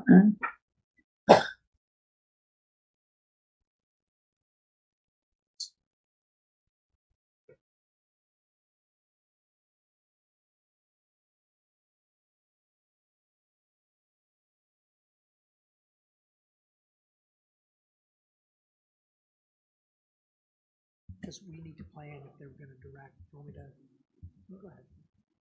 No, CAO is going to give us pearls of wisdom. Through you, Mr. Mayor, there will be no pearls, but maybe just for clarification. So understanding the follow-up for the advocacy and lobbying, that will happen following. Right now, there was recommendations on a pathway to dealing with non-eligibles. So far, council simply just received the report. I would still strongly recommend that a follow-up be that staff be requested to bring back additional information so you have formalized options no later than the end of Q1 of next year so that you can still make a decision. We will need that 9 to 12 months, whether you direct us to do the pickup. We need to contract that and work through processes as well as just how we would do things. So I really do think you should still direct something and not just stay silent on it. Somebody want to make a motion? I'll do that. Well, Councillor Warren and Councillor Richardson. Okay, so the motion will be that staff bring back options by the end of first quarter on transition options for non-eligible sources. Okay? All in favor? Go ahead. Thank you, Mayor. Just to be clear, because of what you had just mentioned, Mayor, in terms of your possible interpretation of what this former decision has meant, our decision not to basically accept or approve the report or do nothing right now means that as of now it is status quo with collection. It is not failing to collect or no longer looking to January 1st to not receive the curbside collection, correct? That is kind of off the table right now. That's not the status quo. Curbside collection will continue until January 1st, 2026. I understand. But if we didn't receive the report, We did receive the report. Okay, that's one I didn't vote for. Thank you. Okay? Thank you. So all in favor that a report come back at the end of the first quarter? And that passes. Thank you. So, What? I see you, Councillor Warren. What? So, can I not make the motion to do some advocacy at the same time? I don't know why that has to wait. Sorry. So I don't we understand. could, so we could make sure we did it properly was why I wanted to wait, rather than trying to do it on the fly. Well, it's in the staff report. Basically, staff were going to write the letter, but we thought maybe I made a motion at the Waste Management Committee that it would have more force if the mayor and council did it. So I think time is of the essence, and why not move it forward now? Fine. Tell me what your motion is. Okay, so that the mayor and council write a letter to the Minister of Environment, Conservation and Parks, advocating for the collection and processing of blue box recycling items from non-eligible sources to be funded wholly by the producers, and that this letter be circulated to AMO. Is there a seconder? Councillor Perry. Did you want to speak to it, or you have? Oh, just briefly, I just think we got to move on this, and I think if more municipalities get on board, we have some time to push back on this really bad decision from the province. Councillor Perry. Thank you. Yes, I'm seconding it just because this is a way of resisting that download and saying, no, province, we don't agree with that decision of downloading those environmental costs to the municipalities, among a myriad of other things that are taking place. And we want it back where it belongs, with the province where it has been. Thank you. And producers. Thank you. Councillor Ashmore, you want to weigh in on this? Yeah, I don't want to belabor, but I mean, could I get a clear definition of producer? We brought this up, but I just wanted to see if someone could just give me a clear definition. The producer is the packaging. Okay, packaging, not the producer of the material that's being Well, picked up. they are the ones, because they put it in the packaging. Councillor Joyce, did you have something? You've had your hand up for a while. Yes, thank you, Mr. Mayor. I just want to point out to council that this is the staff report, and these are the options. So don't be surprised if the exact same report comes back in the first quarter. I agree, it's not great, then there should be more options, but that's what we've been told in the Waste Management Advisory Committee, that these are the two options, either pay or don't pay. There's no middle, not yet anyways. I agree with you. All right. We have a motion on the floor to write a letter. All in favor? And that passes. Moving on to 12.2.2, Waste Management Bylaw. Does anybody want to move this as printed, or does anybody want to do something with this?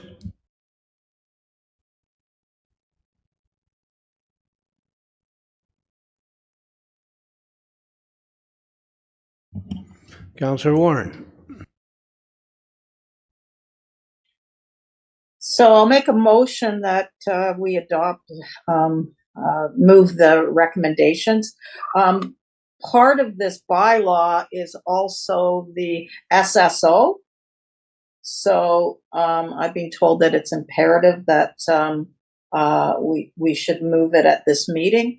I had this sent to the Waste Management Committee. It was actually on a previous agenda. So we need this to move forward for the SSO, I've been told. Thank you. Seconder? Seconder?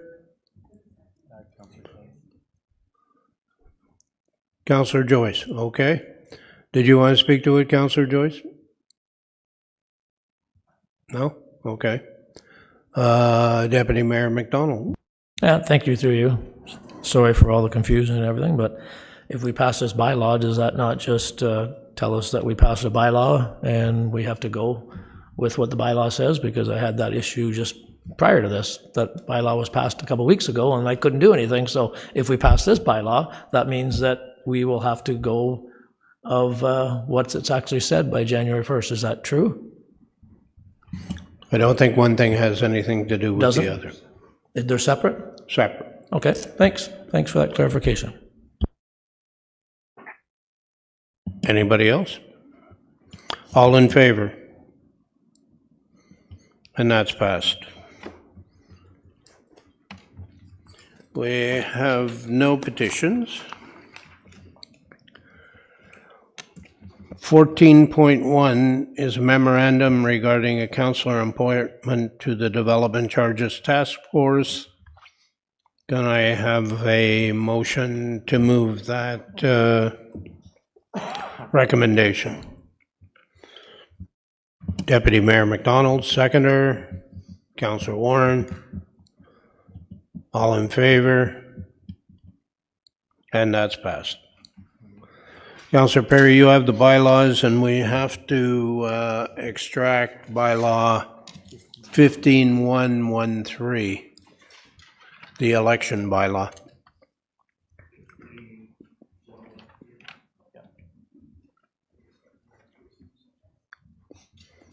Thank you, Heather. Thank you, Mayor. It's moved by myself and seconded by Councillor Richardson that the bylaws shown in section 5.1 of 15.1 of the agenda, namely items 15.1.1 to and including 15.1.13, be read a first, second, and third time, passed, numbered, signed, and the corporate seal attached. Save and accept. Save and accept for item 15.1.1. 3. 15.1.3. 15.1.13, I think. 15.1.13. Yes. Correct, Mayor. You have it right. Thank you. Yes. All in favor? And that's passed. Have your pen, Charlie. Have your pen for a second. Now, the first motion I need a mover and seconder for is that a bylaw to amend bylaw 2021-045, being a bylaw to regulate the placement of election signs in the city of Kawartha Lakes, be read a first and second time. Councillor Ashmore, seconder. Deputy Mayor McDonald. All in favor? Thank you. Second motion, that section 2.03D of the bylaw to amend bylaw 2021-045 be amended to read, maximum sign height, the height of election signs shall not exceed 2.0 meters above the surrounding ground. I have a mover and seconder. Councillor Ashmore, seconded Councillor Joyce. All in favor? And that's passed. Third motion, that a bylaw to amend bylaw 2021-045, being a bylaw to regulate the placement of election signs in the city of Kawartha Lakes as amended, be read a third and final time, passed, numbered, signed, and the corporate seal attached. I have a mover and seconder. Councillor Ashmore. Seconder, Councillor Warren. All in favor? And that's passed. Okay, let's hang in there for a couple of minutes. Can I get a mover and seconder that the closed session agenda be adopted as circulated? Councillor Perry, Councillor Richardson. All in favor? And that's passed. Are there any disclosures of pecuniary interest for any of the items listed on the closed session agenda? Seeing none. At this point of the meeting, City Council will go into closed session to consider the items under section 17.3 of the agenda. As per our procedural bylaw requirements, I'm asking all electronic participants in our meeting today to confirm to me by raising their hands that they are in a private room where No other persons can overhear the deliberations, and the internet connection is secure and not publicly accessible. Q. Okay. Can I get a mover and seconder that council convene into closed session at 4:45 p.m. pursuant to Section 239(2) of the Municipal Act in order to consider matters identified in Section 17.3 of the regular council meeting agenda of Tuesday, December 10, 2024, namely items 17.3.1, 2, and including 17.3.3. Mover, Councillor Perry. Seconder, Councillor Richardson. All in favor? Thank you. At this point, the meeting broadcast will now end for members of the public watching on Cogeco, your TV, cable. The live stream of the meeting on YouTube and the rebroadcast of Cable, and Rogers Ignite will now be temporarily paused for members of the public. When closed session is complete, the live stream and rebroadcast of the meeting will resume to address the remaining open session items on the agenda. All remaining staff, with the exception of those involved within the closed session, are now instructed to leave the electronic meeting and council chambers at this time.